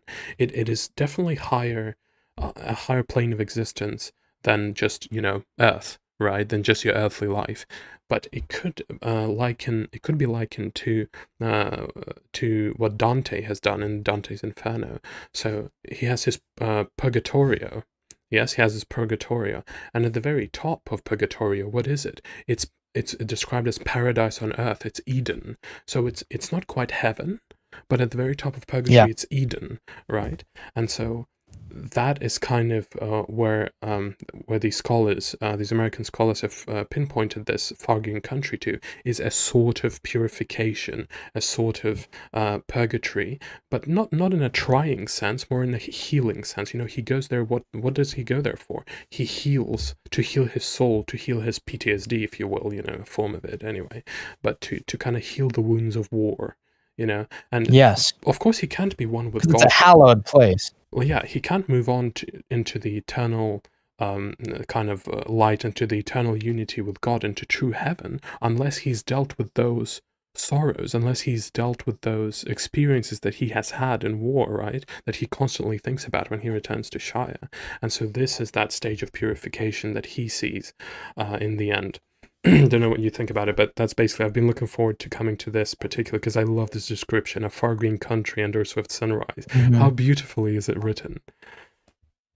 It is, and it makes it provokes the jealousy of every writer and aspiring writer. It's just like, how do you even touch this? How could you even accept a silver medal in the light of this gold? It's. Yep. I think you described. I can't word it better, man. You took this thought to the utmost levels. I certainly didn't think of it like Purgatorio. I didn't even think of that, but it makes perfect sense.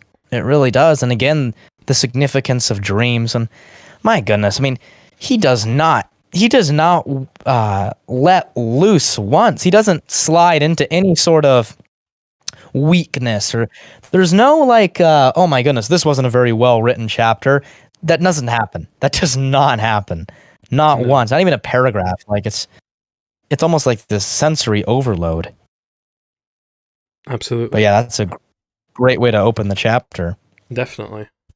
Let's see, where's that just very quickly, I want to go back very quickly to the last chapter, just to mention what I've mentioned before we started talking about it. And that milk, that bubbling milk image that I have described very quickly. The upper wind settled in the west, and deeper and wetter clouds rolled up to spill the laden rain on the bare heads of the downs. Nothing could be seen all around the house but falling water. Frodo stood near the open door and watched the white, chalky path turn into a little river of milk and go bubbling away down into the valley. Right? And this just goes place, we just talked about the dreams that he has, right? It's this dreamy place. Yeah. They are enhanced with songs. And he comes out, there's this ethereal kind of rain. And and a white chalky path turning into a river of milk. I mean, this is the most fairy tale-ish description he could have given. Milk River. Let's call it Milky River already.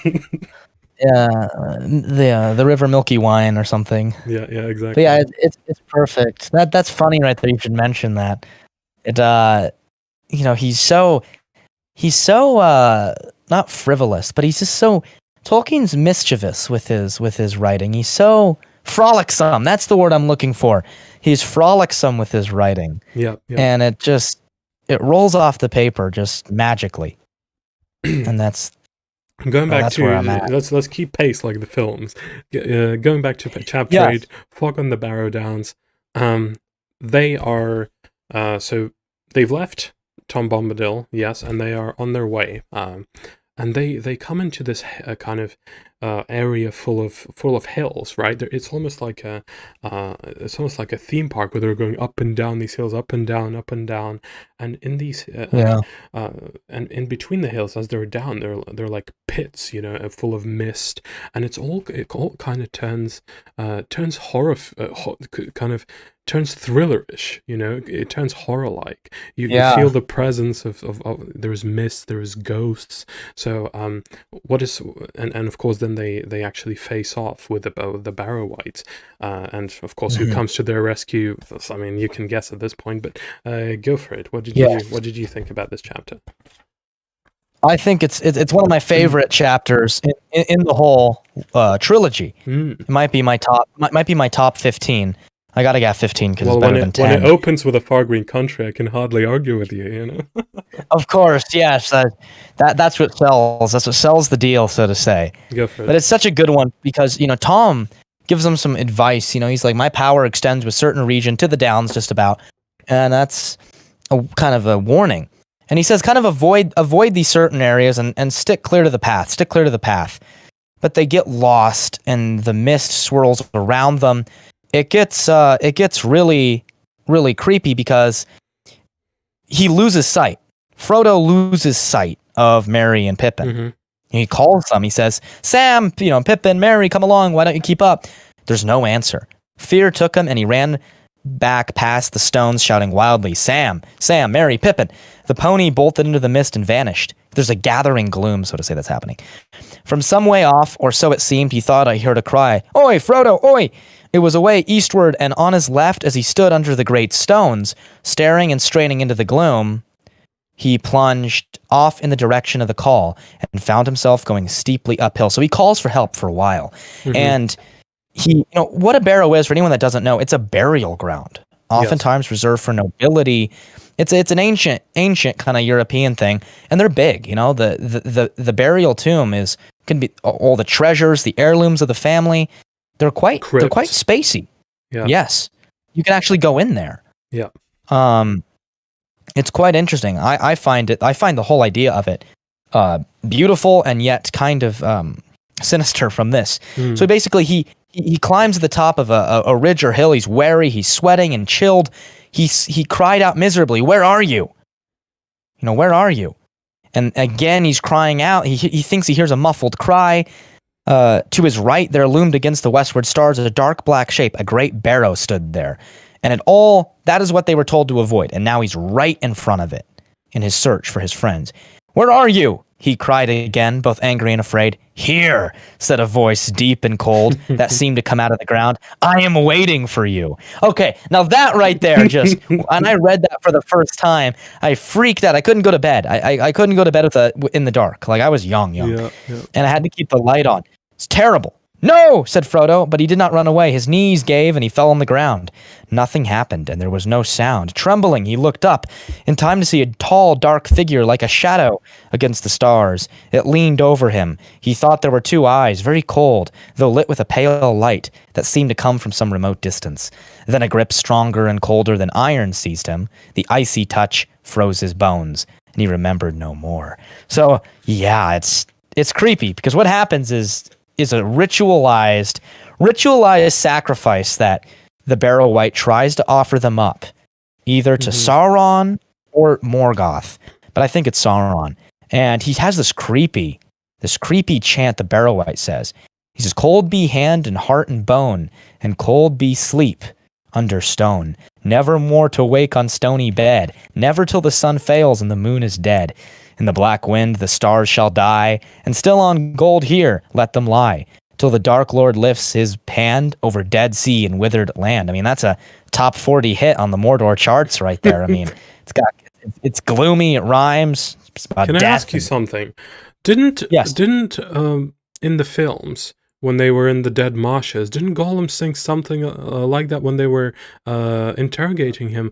Like I remember him saying that line. I remember, till the sun fails and the moon is dead. He did say that, didn't he? I think he was Yes. referring to this. That's quite interesting. He's answering. Yeah, he's answering all cryptically to the questions. Yes, he says yeah. it. Yeah, Interesting. but it's horrifying. Yeah. In any case.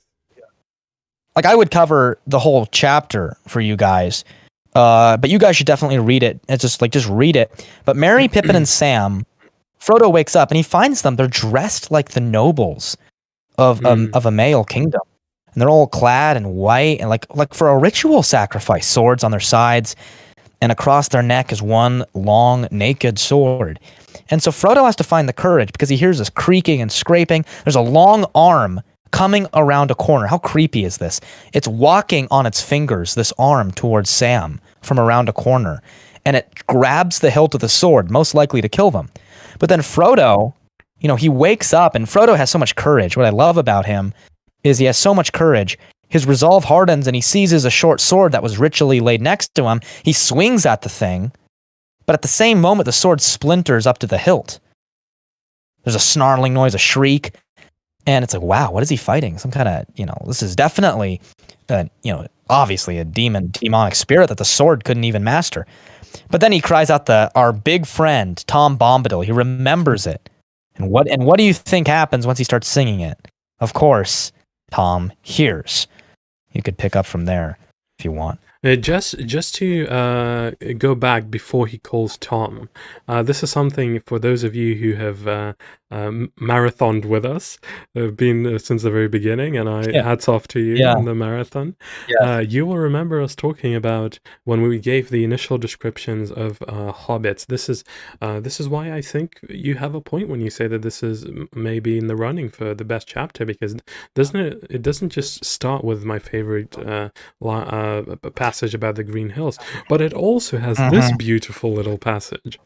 But though his fear, Frodo's that is, was so great that it seemed to be part of the very darkness that's around him. Wow, what the language, the command of language. He found himself as he lay thinking about Bilbo Baggins and his stories of their jogging along together in the lanes of the Shire and talking about roads and adventures. And this is just a pause, because this gold does go on. Just a pause. The importance of a father figure, the importance of storytelling, the importance of history, all that is just echoed within, I believe, within those couple of words. How important is it to have a family, to have roots, to have history? This is what, to talk about roads, to talk about adventures, to share something. This is it. It goes on. There is a seed of courage hidden. In parentheses, often deeply, it is true. I love that. Even in the serious passage, he gets a bit of humor in it. In the heart of the fattest and most timid hobbit, waiting for some final and desperate danger to make it grow. I love this. Oh,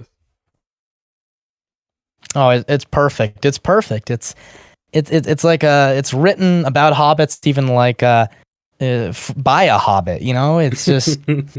It just feels great, even like this dark, creepy, this tomb, this barrow, and yet you find this, and it's just another example on how good and how great Tolkien's writing is, especially on describing the hobbits. They're so nuanced. They are kind of isolationists, but they do find that bravery, especially when thinking about family. That's and the how source many times of their bravery, isn't it? That isolationism, that belonging, the strong ties, strong belonging to a country. That's his strength. That's clearly the strength of the hobbits. It's clearly what makes them unique, does it not? Yeah. And it's not the Yes, same as the patriotism of Boromir. It's not quite the same as the patriotism of men. It really is not. We may explore that later. But they just don't have the same. They have too much pride. Men have too much pride in a bad sense in their patriotism. When they speak of Gondor, Minas Tirith, and the Númenóreans, there is a lot of pride, as you can see in Boromir. Here, it isn't. It's just the connection. It's the infatuation with his homeland. It's pure. Yeah. There's nothing prideful in this, and that gives him power. It says later, Frodo is neither very fat nor very timid, indeed. Though he did not know it, Bilbo and Gandalf had thought him the best hobbit in the Shire once again. He is aristocrat, like by the definition of the word, the best. The best of them, Yes. He thought he had come to an end of his adventure, and a terrible end. But the thought hardened him. He found himself stiffening, as if for a final spring. He no longer felt limp like a hopeless prey. My goodness. How much strength does he find in this connection to the Shire? And it's undescribable well of it. It's a bottomless well of strength. He has it. He'll show it time and time again. But you're right. It's his people, his land, and his family, which motivates him in a very natural sense too. It's not about the endless wars that Gondor fights and that, their long history that kind of seeps into theirs, which is natural. But what the hobbits feel is even more natural. It's the simple things in life and wanting to protect that. Yeah. So pick it up from here. They call Tom Bombadil. Yes, they call Tom Bombadil, and Tom Bombadil just bounds over. He responds the same, singing as he's a merry fellow, and his bright blue's his jacket, and his boots are yellow, and he just rumbles over there, and he basically lifts off the barrow, and he says, "Get out, White." He basically, he yells, sings at the White. The White disappears in this like long shriek. The chamber crashes. Tom grabs them out, and they get a bunch of loot. The hobbits get a bunch of loot amongst all of this. So much armor and swords. And this is where they find... it's really weird. Pippin has a moment. No, Merry has a moment. Which is... Have you heard of this idea where it's like the memories of other people can become part of yours? It's not real, obviously. But it's like, Merry has something very weird like this. And he says, "What in the name of wonder?" began Merry, filling the golden circlet that had slipped over one eye. He was dressed like a noble. Then he stopped, and a shadow came over his face, and he closed his eyes. "Of course I remember," he said. "The men of Carn Dûm came on us that night, and we were worsted. Ah, the spear in my heart!" He clutched at his breast. "No, no!" he said, opening his eyes. "What am I saying? I've been dreaming." "Where did you get to, Frodo?" Yeah, so he was dreaming because he was in the armor of that long-dead prince about the battle where he died in. It's a very... It's good stuff. It's very good writing, and Tolkien never really brings that up ever again. And like I mentioned, he's a very well-rounded writer. Very well-rounded. He can touch upon any feeling, any emotion, from the most abstract to the most common, and he makes it feel like his own, and it's unique, and it's lived in. So Tom saves them. They kind of they change. They get their old clothes back, kind of. And ponies. Tom finds their ponies again. Fatty Lumpkin. What a name. Do you like that name? Fatty Lumpkin. Love that. And Bumpkin. Wise Nose, Swishtail, Sharp Ears, Bumpkin. White Socks. Yeah. I think we should get back to naming animals more naturally. Stop naming them human names and call them these names, Yes. Just call them like this. Hey, hey, Harry, Harry Orange Cat, Harry Orange Cat, come here. No need to come up with human names. Just call them Swishtail, Call them, Purr Buddy. I don't know. Yeah. Furball. It's great. Yeah, Furball. Yeah. Why do you need to be so unique about it? And so they lose their fear of the barrow, and they get their ponies back. Tom. It's very, very good because this is more Tom, and when you read the book multiple times, you'll tend to like Tom more. When you first read him, you kind of want to get back to the adventure, but when you read him multiple times, he's a very gripping character. And he basically said, "Okay, now this is beyond the road that leads you to the big city, or small city of Bree town. That's where my power ends. And after this, I'll no longer be able to help you anymore." And so you'll be on your own. So the hobbits divide their treasures, but they leave most of them free for all finders, it says. Tom tells them he bade them lie there, free to all finders, birds, beasts, elves or men, and all kindly creatures.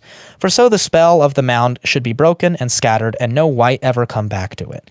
He chose for himself from the pile a brooch set with blue stones, many shaded like flax flowers, or the wings of blue butterflies. He looked long at it as if stirred by some memory, shaking his head and saying at last, "Here is pretty toy for Tom and his lady."